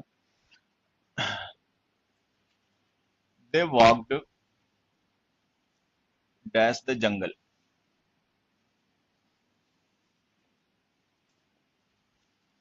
they walked dash the field.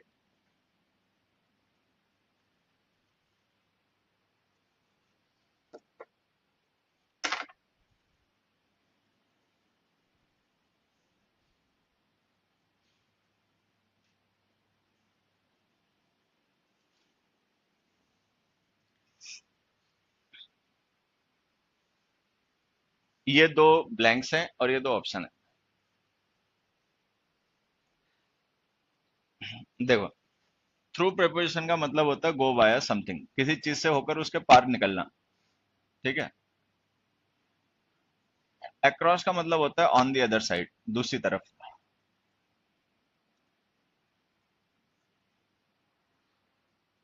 एक तो ये हो गया मीनिंग का डिफरेंस। उसके अलावा ये जो दोनों प्रेपोजिशन है ना, इनमें से थ्रू प्रेपोजिशन यूज होती है थ्री डायमेंशनल ऑब्जेक्ट्स के लिए, अक्रॉस यूज होती है टू डायमेंशनल ऑब्जेक्ट्स के लिए। तो अक्रॉस जो है वो टू डायमेंशनल ऑब्जेक्ट्स की प्रेपोजिशन है, थ्रू जो है वो थ्री डायमेंशनल ऑब्जेक्ट्स की प्रेपोजिशन है।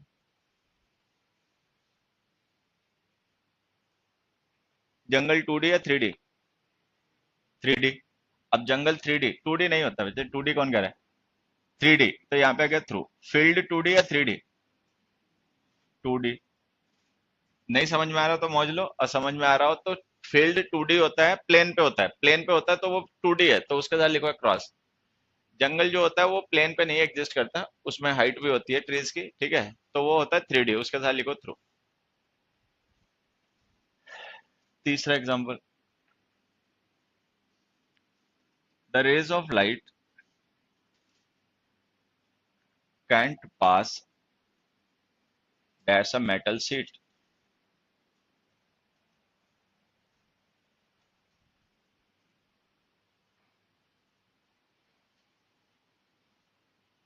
आ रहा पड़ोसी जगह, ये बता। The rays of light can't pass dash a metal sheet. Metal sheet 2D है बेटा 3D? 3D। आ रहा 2D या 3D मेटल शीट? अबे 2D या 3D? नहीं हो सकता है क्या, वो छोड़ो, है क्या? पीछे बड़ा 3D। ये जिस पेज पे लिख रहे हो 2D या 3D? तो मेटल शीट कैसे 3D? अगर ये पेज 2D है तो मेटल शीट भी 2D है, और अगर ये मेटल शीट 3D है तो पेज भी 3D है। पड़ोसी, मेटल शीट। हाँ। हाँ, कैसे, अगर हमें पता लगाना हो तो हम कैसे पता लगाएं कोई ऑब्जेक्ट 2D है 3D है? हाँ, हाइट हो। मेटल शीट में हाइट होती है या नहीं होती? नहीं होती। अबे हिले हुए, अगर उसमें मेटल शीट में हाइट नहीं होती तो उससे अलमारी कैसे बन जाती है, गेट कैसे बन जाते हैं? हाँ। है। अब यहाँ पे एक चीज समझना, पता नहीं तुम्हारा अपना क्या कॉन्सेप्ट है, but anything that we can get hold of is 3D। कोई भी ऐसी चीज जिसको हम होल्ड कर सकते हैं हाथ से, वो 3D ही होती है, ठीक है। क्योंकि जो 2D ऑब्जेक्ट्स होते हैं वो प्लेन से कभी रिमूव नहीं होते, उनमें दो ही डायमेंशन होती, थर्ड डायमेंशन होती नहीं जो हमने रिमूव कर पाए, ठीक है। तो 3D का मतलब any object that we can get hold of, जिसको हम होल्ड कर सकते हैं वो 3D होता है। मेटल शीट 3D ऑब्जेक्ट होती है, ठीक है। उसकी सरफेस 2D होती है, वो अलग बात है, जैसे बोर्ड है, बोर्ड की सरफेस 2D है, लेकिन ये बोर्ड एक्चुअली 3D है। तो चूंकि तो ये जो मेटल शीट है 3D ऑब्जेक्ट है, तो इसका थ्रू लिखो। और वैसे भी देख लो, उसका मतलब है गो बाया समथिंग, किसी चीज से होकर पार जाना। मेटल शीट है ना, उसको पार कर जाना, तो ऑब्वियस सी बात है, अगर पार कर रहे हो तो उसके बीच में कोई ना कोई मतलब थिकनेस तो होगी, कम होगी ज्यादा होगी वो अलग बात है। Fourth example there, there is an एफओबी। पेज समझ में आया? पेज 2D या 3D? हाँ, नहीं समझ में आया तो तुम हिले हुए हो, पेज हाथ से पकड़ पाते हो या नहीं? हाँ, तो फिर 2D या 3D? 3D। हाँ, 3D। तो अभी तो नहीं, वो पीछे बैठा उससे पूछ रहा हूँ। तो अभी तो तू कह रहा है नहीं समझ में आया, पेज कैसा है? देखो, there is an FOB dash the road, और देयर इज अ शॉप। ये जो दुनिया में दिखाई पड़ती है 2D या 3D? अबे ये दुनिया जो हमें दिखाई पड़ती है 2D या 3D? हाँ, 2D। तुम्हारा तो प्रभु क्या इलाज करें। ये तुम्हारा पड़ोसी बैठा है, इसे पकड़ पाओगे? जरूरत पड़ेगी नहीं पकड़ पाओगे? फिर ये 2D या 3D? हाँ, फिर दुनिया जो दिखाई पड़ती है वो 2D या 3D? हाँ, समझ में नहीं आ रहा ना? हाँ। अरे राहुल गांधी, ठीक है। अबे कोई भी चीज जिसको हम टच कर सकते हैं, हाथ से पकड़ सकते हैं, होल्ड कर सकते हैं, वो 3D है, सीधी सी बात हो गई। इसमें क्या समझ में नहीं आने वाली बात हो गई। और नहीं समझ में आ रही तो भैया तुम्हारा नैतिक अधिकार नहीं है, तुम कंपटीशन की तैयारी करो। ठीक है। वैसे बताएं, सच्चाई है, सच्चाई है कि जो दुनिया हमें नजर आती है वो 2D है, लेकिन ये एक्चुअली 3D है। मतलब जो वर्ल्ड है ना वो 3D है, लेकिन जो फिगर बनती है ना हमारे इस पे इमेज पे, वो 2D होती है। और ये डिफरेंस इतना सिंपल है, जैसे जब हम कैमरे में देखते हैं ना फोन के किसी ऑब्जेक्ट को, तो वो ऑब्जेक्ट भले 3D हो, लेकिन जो कैमरे में उसकी पिक्चर बनती है ना वो 2D होती है, क्योंकि उसमें तो डेप्थ होती नहीं है। यही कहानी है, जो दुनिया दिखाई पड़ रही है हमें वो 2D है, लेकिन एक्चुअली ये 3D है। अब बड़ा साइंस का अच्छा कॉन्सेप्ट है कि हम केवल उन्हीं ऑब्जेक्ट्स को, मतलब हम एक लोअर डायमेंशन तक के ऑब्जेक्ट्स को ही परसीव कर सकते हैं। क्योंकि हमारा अपना खुद का एग्जिस्टेंस 3D होता है ना, तो हम केवल 2D ही देख सकते हैं। जो हमें दिखाई पड़ता है वो 2D होता है। वो अलग बात है कि ऑब्जेक्ट 3D होता है। तो मतलब ऐसे ही है, साइंस में ऐसी चीज होती है। और कह रहा तभी मेरी कट गई, समझ में नहीं आ रहा, ठीक है। है 3D दिखाई पड़ रहा है 2D। ठीक है। और ये बिल्कुल वैसे है जैसे तुम फोन के कैमरे पे देखोगे ना, तो फोन के कैमरे में हर एक चीज हमें 2D बन जाती है, वहां पे कैमरे में 2D है, एक्चुअली वो 3D है। यहाँ जाओ। देर इज एन अफोबी dash the road, there is a shop dash the road. अब देखो, मान लो एक रोड हो गया ये, और हमने इस रोड पे एक फुट ओवर ब्रिज बना दिया, या गवर्नमेंट ने बना दिया, हम खैर क्यों बना दें, ठीक है, रोड पार करने वालों के लिए, कि जिससे कि ये मतलब टक्कर वक्कर ना हो जाए, अपना ऊपर से निकल जाए। अच्छा, फिर मान लो हम इस साइड है और इस साइड में एक शॉप है। अब मान लो हमें माचिस खरीदनी है, नहीं है हमारे पास, ठीक है, तो रोड पार करके जाना पड़ेगा, ठीक है। अब देखो, शॉप की पोजीशन और रोड और ये एफओबी की पोजीशन रोड के रिलेशन में अलग अलग है। शॉप जो है वो रोड के उस साइड है, हम इस साइड हैं, लेकिन जो फुट ओवर ब्रिज है वो इस साइड से उस साइड तक दोनों है। ठीक है। अब ये दोनों मीनिंग अक्रॉस के होते हैं, तो यहां भी अक्रॉस आएगा, यहां भी अक्रॉस आएगा।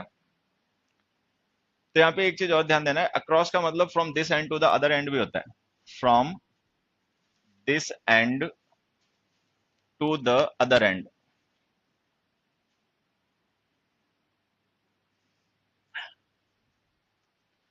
जैसे हमने लिखा English is spoken across the world, तो अक्रॉस द वर्ल्ड का मतलब हो गया from this end of the world to that end of the world. चलो खैर, ये मुझे मीनिंग समझाना था इसलिए मैंने बात बता दी यहाँ पे। नहीं तो वो जो रोड है ना वो 2D ऑब्जेक्ट होता है। क्योंकि वो 2D होता है तो थ्रू तो ऐसे ही नहीं आना था, आना 2D, मतलब आना अक्रॉस ही था, सिचुएशन जो चाहे होती। तो यहाँ पे ध्यान रखना, जो 2D ऑब्जेक्ट्स होते हैं उनके साथ अक्रॉस लिखा करो, 3D ऑब्जेक्ट्स के साथ में थ्रू लिखा करो। रोड 2D ऑब्जेक्ट होता है। नेक्स्ट क्वेश्चन देखो। नेक्स्ट क्वेश्चन हमने लिखा, I got this news dash a friend of mine.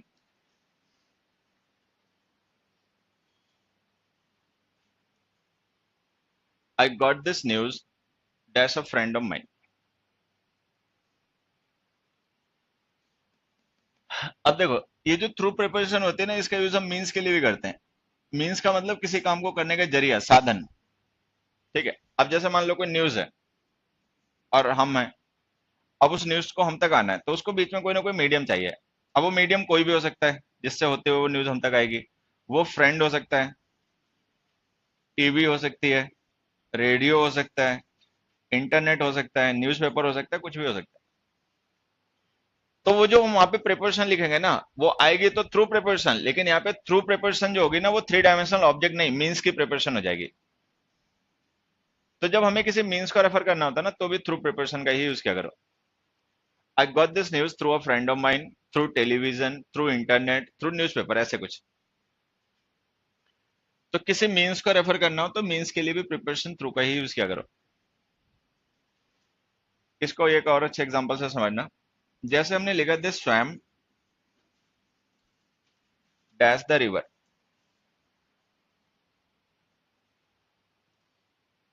अब हमें ये ब्लैंक फिल करना है, दे स्वैम डैश द रिवर। अब ये दोनों ऑप्शन में तो खैर है ही प्रिपरेशन, लेकिन अगर तुम्हें लगता है इसके अलावा कोई और प्रिपरेशन नहीं जो पाएगी तो वो भी देख लेना। इन दोनों में से बताओ कौन सी आएगी, थ्रू या क्रॉस?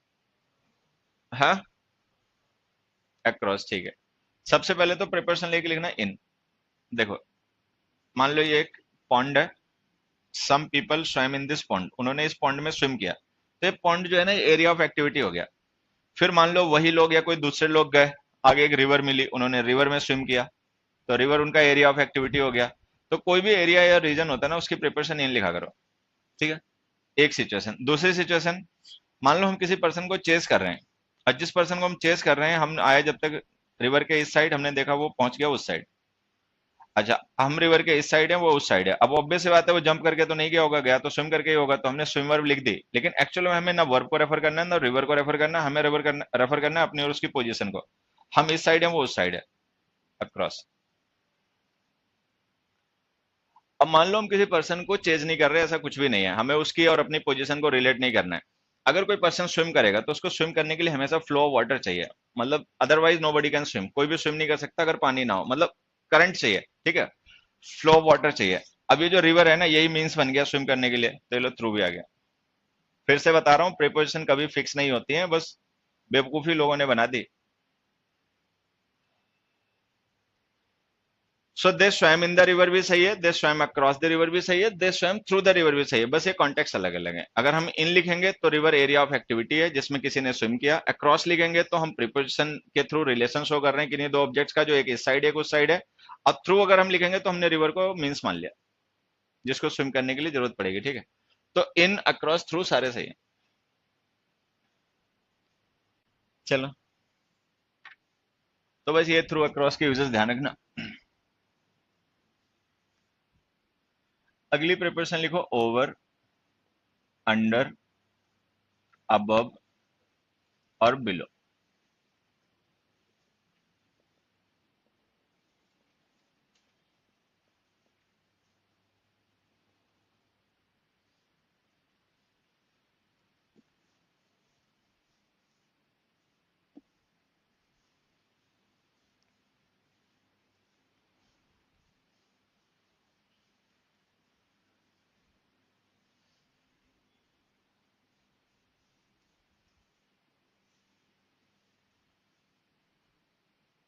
देखो, अ, ये जो ओवर प्रिपरेशन होती है ना, इसका मतलब होता है हायर देन। अंडर का मतलब लोअर देन। अब का भी मतलब हायर देन ही हो जाता है एक तरीके से, और बिलो का मतलब लोअर देन।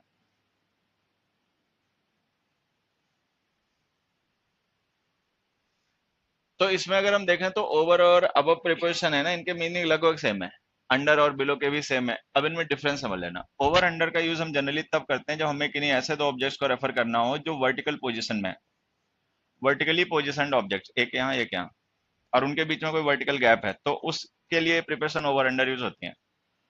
लेकिन अगर हम किसी एक ऑब्जेक्ट को किसी दूसरे ऑब्जेक्ट के लिए स्टैंडर्ड और रेफरेंस मान लें,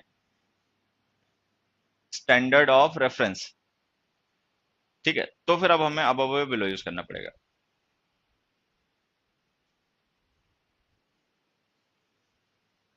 वर्टिकली पोजिशनड ऑब्जेक्ट्स के लिए ओवर अंडर लिखा करो, ठीक है। सेट स्टैंडर्ड से रिलेट करने के लिए अब बिलो लिखा करो। वो भी एक दो एग्जांपल से क्लियर हो जाएंगे। पहला एग्जांपल देखो, the sun is dash our heads, the sun is dash our heads, the water level is dash the danger point.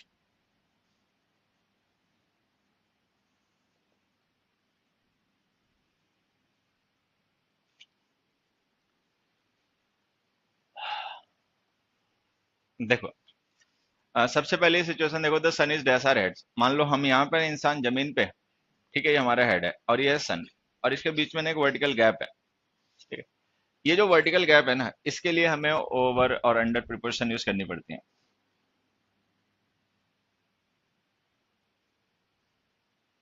अब दूसरे में आ जाओ।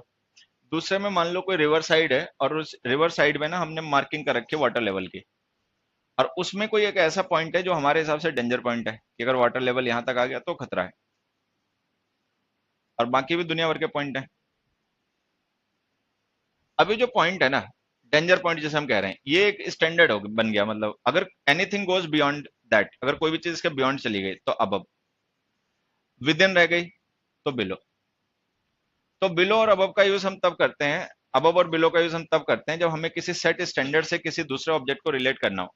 अगर object goes beyond that standard then above, remains within the standard then below. तो जो danger point है वो एक मार्क ऑफ स्टैंडर्ड है। मार्क ऑफ स्टैंडर्ड होने की वजह से जब हम उससे किसी को रिलेट करेंगे तो हमें अबव या बिलो का यूज करना पड़ेगा।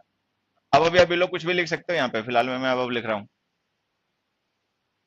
सो the water level is above the danger point.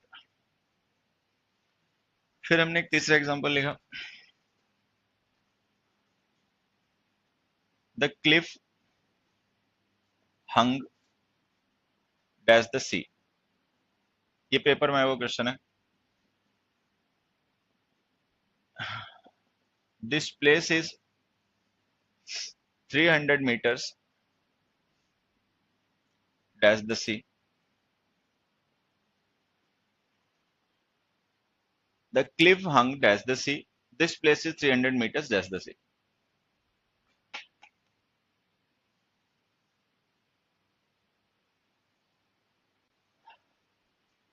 बुलंद सर, तू छुट्टी पे था क्या एक दो दिन से? नजर नहीं आ रहा था? मेकअप करना बंद कर दिया था, दिखाई नहीं पड़ता था क्लास में है? चलिए चीज था, कोई भी चीज हैंग करेगी तो कौन से एक्सेस पर, एक्स या वाई? वाई पे। चलो कम से कम इतना तो पता। माउंट एवरेस्ट की हाइट कितनी है? 8,848 किलोमीटर। लीटर कितनी? यूनिट क्या है? मीटर। बढ़िया। कहां से नापा उसे? समुद्र तल कहाँ है वहां नेपाल में? अबे नेपाल तो लैंडलॉक्ड कंट्री है। हाँ, तो वहां समुद्र है कहाँ पगले? नेपाल में तो समुद्र ही नहीं है, लैंडलॉक्ड कंट्री है वो। ज्योग्राफी नहीं पढ़ी? हाँ, तो जब है ही नहीं तब लोगे कहां से रेफरेंस पे?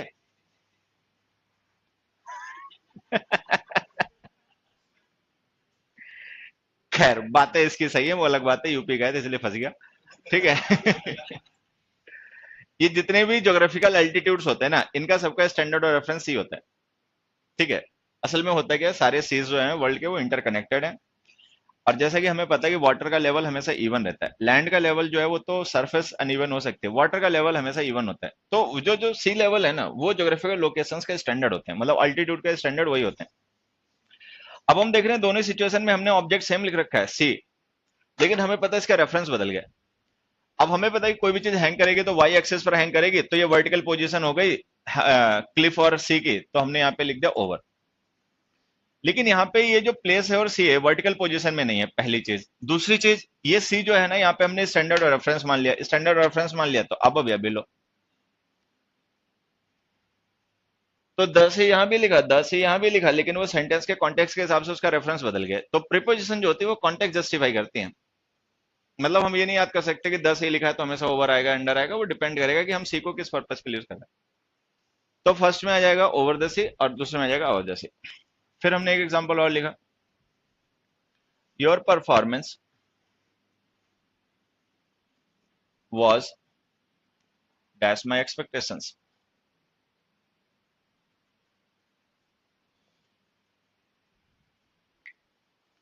Your performance was dash my expectations. क्या एक्सपेक्टेशंस और परफॉर्मेंस वर्टिकल पोजीशन पे रिलेट किए जा सकते हैं? नहीं।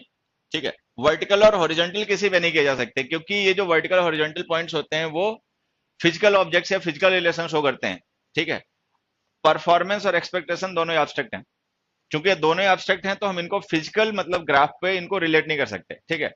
अगर वहां पे ग्राफ पे रिलेट नहीं कर सकते तो वर्टिकल और हॉरिजॉन्टल तो कॉन्सेप्ट ही खत्म हो गया। अब ये जो एक्सपेक्टेशन है ना, ये मेंटली स्टैंडर्ड है। मान लो किसी पर्सन के बारे में हमने मेंटली एक मार्क ऑफ स्टैंडर्ड सेट कर लिया कि ये परफॉर्मेंस करेगा 50 में से 30 नंबर का। अब मान लो उसके 35 आ गए या उसके 25 ही रह गए, तो वो जो हमने एक मेंटल स्टैंडर्ड या मार्क ऑफ स्टैंडर्ड सेट कर लिया था ना अपने दिमाग में, वो उसको क्रॉस कर गया, बियॉन्ड चला गया या विद इन रह गया। तो ये मेंटल स्टैंडर्ड है। स्टैंडर्ड है तो अब या बिलो लिख दो।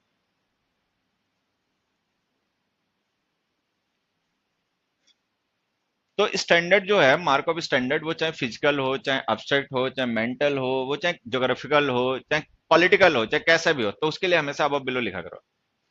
तो your performance was above my expectations. फिर हमने 6 क्वेश्चन लिखा,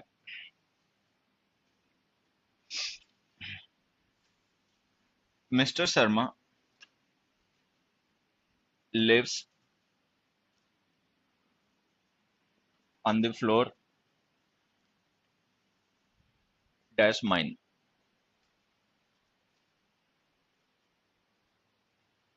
mister Sharma lives on the floor dash mine.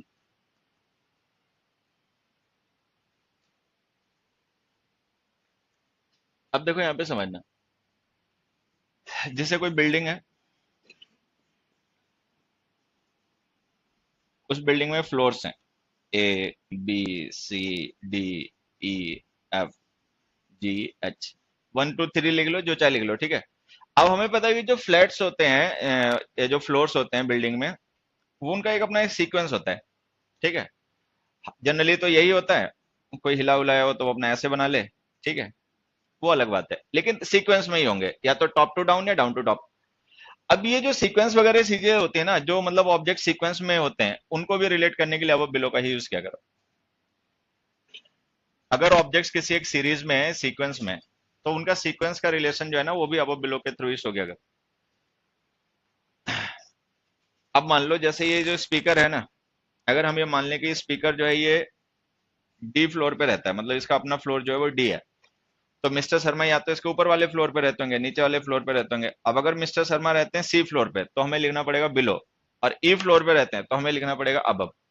तो mister Sharma lives on the floor below mine या अबव माइन, अबव लिख दो बिलो लिख दो, दोनों में से कोई भी लिखोगे सही जाएगा। अब ये जो अबव वो बिलो का यूज है ना सीक्वेंस शो करने के लिए, ये जब तुम इंग्लिश के पेपर वगैरह देते होगे तो उनमें जो डायरेक्शंस लिखी होती है उनमें भी लिखा होता है answer the questions given below. तो गिवन बिलो का मतलब होता है द फॉलोइंग, और गिवन अबव का मतलब होता है द प्रीसीडिंग। तो जो ऑब्जेक्ट सीक्वेंस में होते हैं उनका सीक्वेंस को रिलेट करने के लिए भी इन्हीं प्रिपरेशन का यूज क्या करो इनका। फिर हमने एक 7th क्वेश्चन लिखा, there is a bridge dash the river,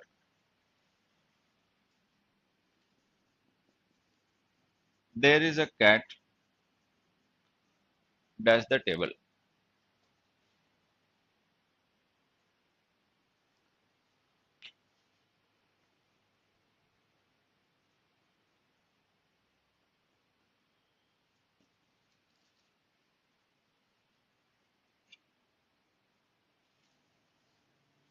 चल पहलवान ब्लैंक्स फिल करिए।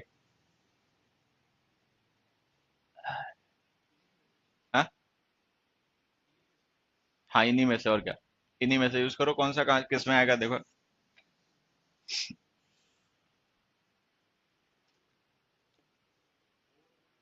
फर्स्ट में, सेकंड में, हाँ, अंडर के अलावा कोई और प्रिपरेशन इनमें से आ सकती है तो, हाँ, ऑन तो ऑप्शन ही नहीं है, यही चार ऑप्शन है, इन्हीं में से बता। ओवर आ सकता है, अंडर तो खैर मैं अपने आप समझ जाऊंगा, there is a cat under the table. Over मुझे समझाओ एक बार, समझ में नहीं आ पा रहा। ओवर द टेबल अगर लिखूंगा तो क्या रिलेशन होगा और टेबल में और चेयर में, वो कैट में, मैं बताऊं, ये टेबल है और ये कैट है, ये रिलेशन होगा, हो सकता है सर। अर्थ पे तो नहीं हो सकता क्योंकि ग्रेविटी है, बाकी किसी ग्रह पे हो तो हो भी सकता है, ठीक है, अर्थ पे तो ये पॉसिबल नहीं है, तो ग्रेविटी है, ग्रेविटी पुल्स एवरीथिंग डाउन, ठीक है। अगर ग्रेविटी ना हो तब तो ये भी सही है, लेकिन हमें पता है कि अर्थ हैज ग्रेविटी, अर्थ में ग्रेविटी है, nothing remains in the space, everything comes to the earth. तो चूंकि ये सिचुएशन जो है ना, ये तो वैलिड नहीं होगी, ठीक है, ये तो चलो वैलिड हो सकती है, भाई ये टेबल है, टेबल के नीचे बिल्ली कहीं पे बैठ गई, ठीक है, तो ये गैप पॉसिबल है, ये गैप पॉसिबल नहीं है, तो ये तो ऑप्शन सही है, ये गलत। हालांकि अगर कुतर्क करें तो ये सही हो सकता है, मान लो बिल्ली है, उसको धागे से बांध के लटका दिया पंखे में, और कुतर्की करना है तो कर लो, बिल्ली को बांधो रस्सी से और लटका दो हुक में ऊपर, अब लो ओवर लिख दो। ये तो नहीं सोच के तूने बोला था, नहीं, तो पहले वाले में ओवर लिखो, दूसरे में अंडर लिखो। अब देखो टेबल और जो रिवर है ना, these are not the standard, mark of standard नहीं है, ठीक है। ब्रिज जो है उससे हमें रिलेट करना है रिवर को, तो रिवर के ऊपर ब्रिज बना होता है, बीच में वर्टिकल गैप होता है, तो उसी गैप के लिए हमने ओवर अंडर लिख दिया, ठीक है। अच्छा कैट जो है हमें पता है ये हवा में रुक नहीं सकती, ठीक है, ब्रिज को तो खैर इस तरीके से बनाया जाता है कि वो एयर में ही होता है, बीच में वर्टिकल गैप होता है, तो इसके लिए हमने अंडर लिख दिया। अब यहाँ पे मान लो अगर हम 9th क्वेश्चन लिखें, the cat jumped dash the table. अब देख हीरो, अब ओवर आ सकता है क्या?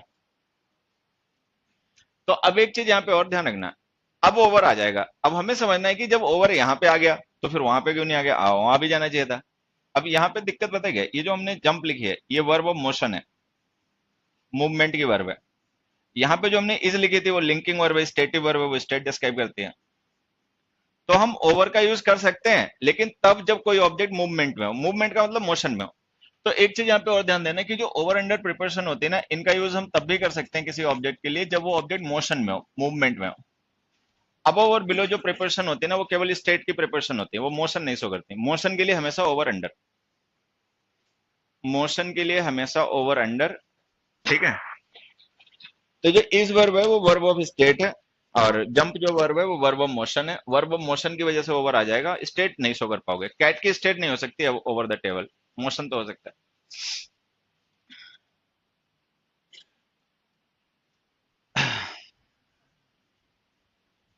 10th क्वेश्चन देखो, the lady laid a sheet dash the sleeping child।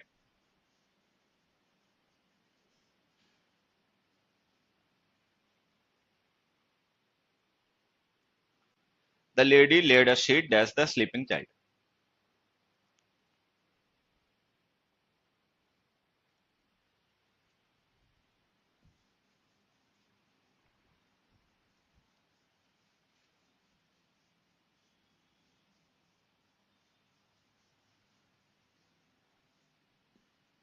अब देखो इनमें से कौन सी प्रिपरेशन आएगी, अबे कौन सी प्रिपरेशन आएगी इन चारों में से? कट गई बेचारे, अंडर तेरा मुंह अंडर, ओवर। अब इसमें लिखो ओवर। अभी जो हमने ओवर प्रिपरेशन लिखी ना, ये प्रिपरेशन तो सही है, लेकिन अब हमें समझना है कि ये प्रिपरेशन जो हमने ओवर यूज कर दी ना, तो ये प्रिपरेशन ऑफ मोशन है, ठीक है, और ना ही चाइल्ड और सीट के बीच में कोई वर्टिकल गैप होगा। तो कवर की प्रिपरेशन भी ओवर अंडर ही होती है, मतलब अगर कोई एक ऑब्जेक्ट किसी दूसरे ऑब्जेक्ट को कवर कर ले, ढक दे, तो भी ओवर अंडर लिखा करो। जो कवर वर्ड होता है वो ओवर से ही बनता है। ओवर का मतलब कंप्लीट होता है। ओवर जो वर्ड होता है ना, ये एडवर्ब भी होता है और प्रिपोजिशन भी होता है। इसका मतलब होता है कंप्लीट। अगर कोई एक चीज किसी दूसरी चीज को कंप्लीटली ढक दे तो भी ओवर अंडर का यूज क्या करो, फिर बीच में चाहे वर्टिकल गैप हो चाहे वर्टिकल गैप ना हो। तो मान लो कोई बच्चा सो रहा है, हमने उसके ऊपर से चादर डाल दी, उसको ढक दिया, ठीक है, तो फिर ओवर ही लिखना है, बीच में भले वर्टिकल गैप ना हो। एक एग्जांपल से और समझना है इसी बात को। The man laid the key dash the pillow.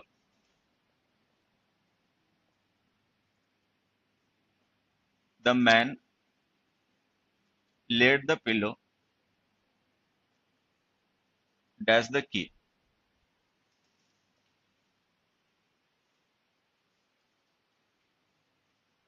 अब हमने लिखा the man laid the key dash the pillow, the man laid the pillow dash the key. What can hide what? Can the key hide the pillow? अबे चाबी ढक सकती है pillow को? तो देहातियों इंग्लिश में नहीं समझ पाते क्या पूछा गया? अनपढ़ से सर। अब देखो हमें पता है कि अगर हम की पिलो के ऊपर रख दें, ठीक है, तो जो की है that can't cover the pillow, तो लिखना ऑन।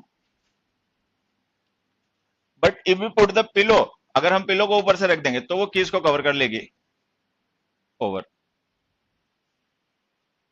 तो इसमें लिखना ओवर। इसको ऐसे और समझ लेना, मान लो ये कोई टेबल है और हमने इस टेबल के ऊपर कोई बुक रख दी, तो ये ऑन द टेबल है, he put the book on the table. लेकिन अगर मान लो हम इस टेबल को ढकने के लिए, ठीक है, कोई डेकोरेशन मतलब पीस या मतलब कोई भी चीज इसके ऊपर डाल दें, कोई टेबल क्लॉथ वगैरह कवर करने के लिए डाल दें, तो अब हमें लिखना पड़ेगा ओवर।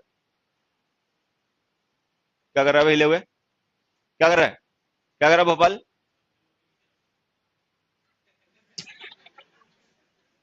सीखने का शऊर आ जाएगा ना, तो चीजें अपने आप सीख जाओगे। अब घुंचू ठीक है, वो खत्म है, उसको उसको लेकर बकवास क्यों कर रहे हो? जो चीजें ध्यान देने वाली है उन पर ध्यान देके अपने कुतर्क में खो गए जाके। ठीक है, बात समझ में आ रही है ना, तो अपने समझते जाओ। चोंच लड़ाना जरूरी नहीं होता, समझना जरूरी होता है। और शऊर बड़ी चीज होता है, नॉलेज मतलब शऊर से आती है। मैं यहाँ समझा रहा हूँ, अपनी चोंच लड़ा रहे हैं। अब मान लो हमने इस पे एक बुक रखी है, तब तो हमने लिखा ऑन, लेकिन अगर हम इतनी ज्यादा बुक्स रख दें टेबल पे कि टेबल ही पूरी कवर हो जाए बुक से, तो भी ओवर। तो if something covers something else then is over and under preparation. इसको एक और तरीके से समझ लेना। मान लो कोई एक पर्सन है, उस पर्सन के सर में चोट लग गई, ठीक है। अब जितने सर में उसके चोट लग गई ना, ठीक है, तो हमने क्या किया, उसके सर पे बैंडेज कर दिया। अब बैंडेज से क्या होगा, वो जो वुंड था, ठीक है, वो तो कवर हो गया, तो हम कहेंगे ओवर द वुंड। लेकिन पूरा सर कवर नहीं हुआ, सर केवल उतना ही जितने में चोट लगी थी, ठीक है, या थोड़ा और ज्यादा।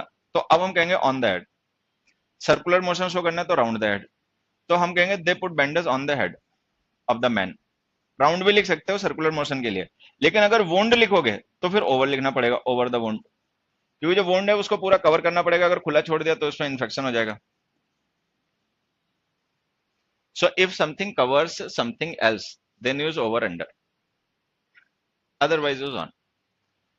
इसी बात को अगर हम थोड़ा सा आगे बढ़ाएं और एक यहाँ पे प्रिपरेशन लिख दें, the man lay dash the shade of the tree. अबे मुंह बंद कर लो मूर्खों, बातों के लिए जिंदगी कभी छोटी नहीं पड़ेगी। बहुत जिंदगी मिलेगी, बातें खूब कर लेना, अभी काम कर लो। The man lay dash the shade of the tree. इसमें हाँ हाँ अंडर आ सकता है, अगर मान लो उस तरीके से रखा जाए जैसे तुम सोच रहे हो। इसकी ब्लैंक फिल कर 13th की।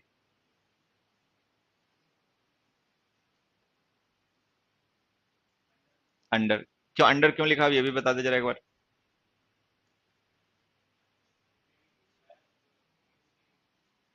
हाँ, तू शकल से भी धतूरा है और कर्मों से भी धतूरा ही है? बातों में बड़ा रस होता है।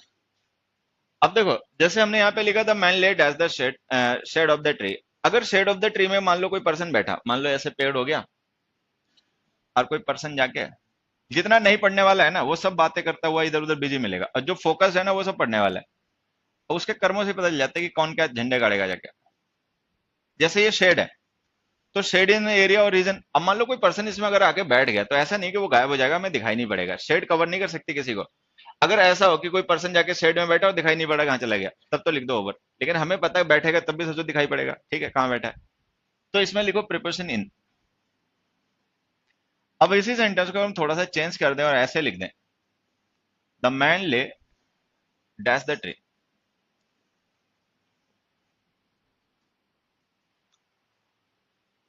अब देखो, अगर हम ट्री से रिलेट करें मैन को, तो ये रहा ट्री, ये रहा मैन, और ये रहा बीच में वर्टिकल गैप। अब लिखना ओवर, ओवर के अंडर, द मैन ले अंडर द ट्री। तो जो शेड होती है वो ना तो कवर कर सकती है पर्सन को, ना पर्सन और उसके बीच में कोई वर्टिकल गैप होगा, मोशन भी है नहीं, ठीक है। तो ओवर अंडर ऑप्शन वहां पे खत्म हो जाएंगे, वहां पे लिखना इन। और शेड जो होती है वो एक रीजन होती है, एक एरिया होती है, ठीक है। उस एरिया में, उस रीजन में कुछ भी है ना, तो उसके लिए प्रिपरेशन इन लिखा करो। अब इसी सेंटेंस को हम थोड़ा सा और चेंज कर दें और ऐसे लिख दें, the monkey lived dash the tree. The monkey lived dash the tree. अब देखो, मान लो ये ट्री है, इस पे कोई मंकी रहता है या पैरट रहता है या कुछ भी रहता है, तो उसके लिए जो है ना ये रीजन है, मतलब उसका रेजिडेंस है, एरिया है। मतलब हमारे लिए रीजन एरिया नहीं है, ठीक है, लेकिन उसके लिए जो उस पे रहता है पेड़ पे, जानवर है या पक्षी है, कोई भी है, तो उसके लिए वो रीजन है, एरिया है। अब आ जाएगा इन, ठीक है। The monkey lived in the tree, many birds lived in the tree, the parrot lived in the tree, फलाना ढिमकाना। तो उस सिचुएशन में फिर से मैं बता रहा हूँ, प्रिपरेशन रट्टा मत मारना, जो समझाया जा रहा है समझ में आया समझते जाना, और नहीं समझ में आएगा तो फिर तुक्के तो मारने ही है, चाहे तुम पढ़ो चाहे ना पढ़ो, ठीक है। तो ये चीजें जो है ना, ये सब डिपेंड करता है कॉन्टेक्स्ट पे, कि हम किसको किससे रिलेट कर रहे हैं। और कॉन्टेक्स्ट का मतलब होता है प्लेस, पर्सन, टाइम, कब कहाँ कौन। कब कहाँ कौन बदलते रहते हैं, कॉन्टेक्स्ट बदलते रहते हैं, प्रिपरेशन बदलती रहती है, मतलब पूरी लैंग्वेज जो होती है वो ऐसे चलती है, ठीक है। तो अगर हम मंकी से रिलेट करें तो फिर इन आ जाएगा, पर्सन से रिलेट करें तो अंडर या ओवर आ जाएगा, तो ये हमें ध्यान रखना पड़ेगा। 16th क्वेश्चन देखो। 16th क्वेश्चन हमने लिखा,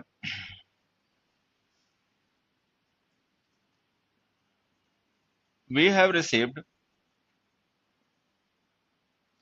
dash 3000 applications.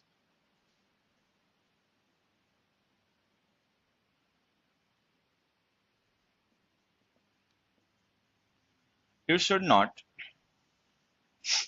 drive dash 80 miles per hour on this road.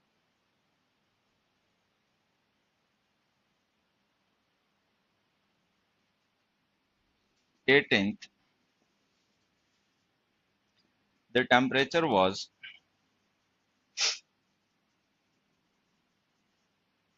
dash 15 degrees centigrade.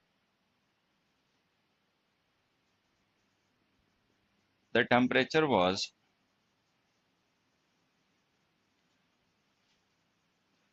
dash 0 degree centigrade.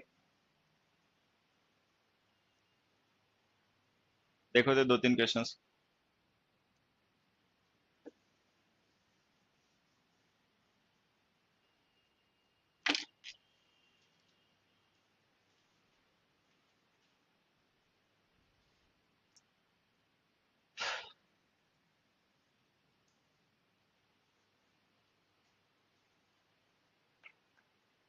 अब देखो इन क्वेश्चंस को ना डिस्कस करने से पहले, सॉल्व करने से पहले एक चीज और समझ लेना कि जो ओवर अंडर होते हैं प्रिपोजिशन, इनका यूज हम तब भी कर लेते हैं जब हमने किसी मैग्नीट्यूड को रेफर करना हो। और जब हम किसी मैग्नीट्यूड के लिए इनका यूज करते हैं तो इनका मतलब मोर देन और लेस देन हो जाता है। अंडर का मतलब लेस हो जाता है और ओवर का मतलब मोर हो जाता है। तो ओवर और अंडर प्रिपोजिशंस का यूज हम तब भी कर लेते हैं जब हमें किसी ऑब्जेक्ट के मैग्नीट्यूड को रिलेट करना हो। वहां पर ओवर का मतलब मोर देन और अंडर का मतलब लेस देन हो जाता है।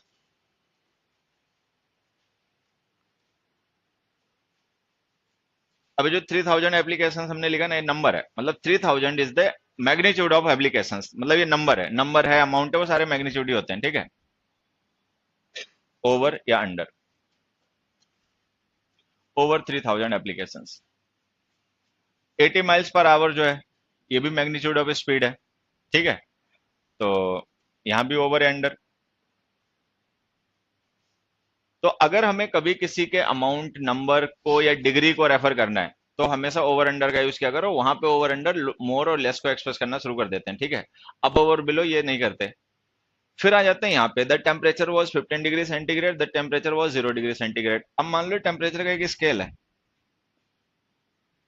ये 0 डिग्री है और ये हाईएस्ट डिग्री, जितनी चाहे मान लो, हम 100 मान लेते हैं कि 100 हाईएस्ट डिग्री का लेवल टेम्परेचर है। इसके बीच में दुनिया भर की और डिग्रीज हैं, ठीक है। अगर हम इनमें से किसी एक बीच में डिग्री से दूसरी डिग्री को रिलेट करें कि मोर है उससे या कम है उससे, तो हम ओवर अंडर यूज कर लेंगे, ठीक है। लेकिन अगर ये जो हाईएस्ट और लोएस्ट डिग्रीज हैं, अगर हम इनसे रिलेट करें तो ये स्टैंडर्ड मानी जाएंगी, क्योंकि जो हाईएस्ट है उससे ज्यादा कुछ नहीं होता और जो लोएस्ट है उससे बिलो कुछ नहीं होता। तो उस सिचुएशन में फिर हम इन्हें स्टैंडर्ड मान लेंगे।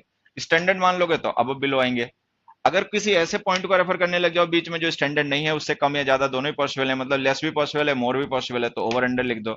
लेकिन इनके साथ में लेस और मोर दोनों पॉसिबल नहीं होते, इसके साथ केवल मोर पॉसिबल है, इसके साथ केवल लेस पॉसिबल है, तो इनके साथ लिखना अब बिलो। अब बाकी में से अगर किसी को पिक कर लोगे, किसी भी पॉइंट को जिससे लेस और मोर हो सकता है, तो ओवर अंडर लिखना। ये जो 15 डिग्री हमने लिखा है ना, इसके साथ तो ओवर और अंडर पॉसिबल है, ओवर भी अंडर भी। लेकिन इसके साथ केवल अब भी यूज हो सकता है, बिलो का ऑप्शन ही नहीं है। तो जो हाईएस्ट या लोएस्ट पॉइंट होते हैं किसी स्केल के, अगर हमें उन पॉइंट से रिलेट करना हो तो फिर हमेशा अब बिलो लिखना, भले वो मैग्नीट्यूड हो, नंबर हो, कुछ भी हो। अगर वो पॉइंट हाईएस्ट है और मतलब मैक्सिमम और मिनिमम ना हो तो ओवर अंडर भी सही होते हैं। ओवर अंडर भी सही होने का मतलब समझ लेना, अब बिलो भी सही हो सकते हैं 18th में, द टेम्परेचर वॉज अब या बिलो। लेकिन हम ओवर अंडर का भी यूज कर सकते हैं। ओवर अंडर जब होते हैं हम यूज कर, अब देखो यहाँ पे हम अब बिलो भी लिख सकते हैं, ओवर अंडर भी लिख सकते हैं। अगर हम मान लो अब ओवर बिलो लिख ही दें, the temperature was dash 15 degree centigrade, और हम यहाँ पे लिखते हैं अबव और बिलो।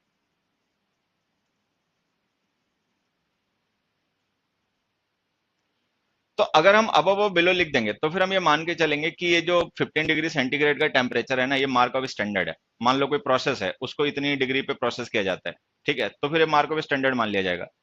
या हमने किसी रूम का टेम्परेचर 15 डिग्री सेट करना, मतलब चाहा है कि भाई इसका 15 डिग्री सेंटीग्रेड टेम्परेचर रखना, तो अगर हम मार्क ऑफ स्टैंडर्ड मान ले तो अब बिलो, अगर मार्क ऑफ स्टैंडर्ड ना मान लो तो ओवर अंडर। अब जब हम ये ओवर अंडर यूज करेंगे ना, तो ये मोर और लेस तो एक्सप्रेस करेंगे, उसके अलावा ये शो करते हैं हमारा डिसअप्रूवल। मतलब ओवर अंडर को जब हम यूज करते हैं इस तरीके से, तो ये हमारे डिसअप्रूवल को भी एक्सप्रेस करते हैं। इंग्लिश में काफी ऐसे वर्ड्स होते हैं, जैसे हमने लिखा ओवर एज और अंडर एज। तो यहाँ पे जब हम ओवर एज या अंडर एज लिखते हैं तो इसका मतलब होता है मोर देन नॉर्मल या लेस देन नॉर्मल। अगर जो एज एक नॉर्मल है, जो होनी चाहिए, ठीक है, डिजायर्ड है, उस डिजायर्ड से ज्यादा तो ओवर एज, उस डिजायर्ड से कम तो under as.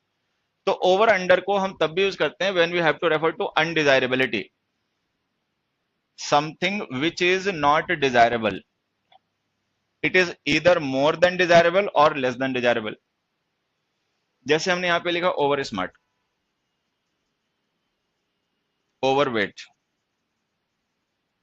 Over stated, over valued,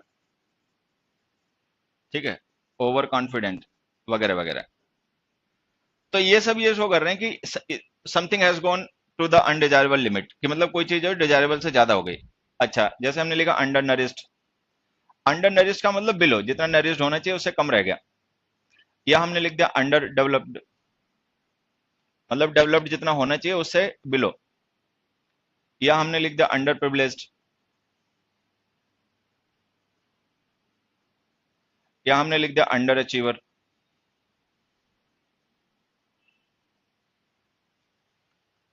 तो हम ओवर और अंडर का यूज करते हैं अनडिजायरेबिलिटी शो करने के लिए। अनडिजायरेबिलिटी का मतलब कि कोई चीज जो है, या उसकी डिग्री है, या उसका मैग्नीट्यूड जो है, वो डिजायरेबल से कम या ज्यादा है। डिजायरेबल से कम है तो अंडर, डिजायरेबल से ज्यादा है तो ओवर।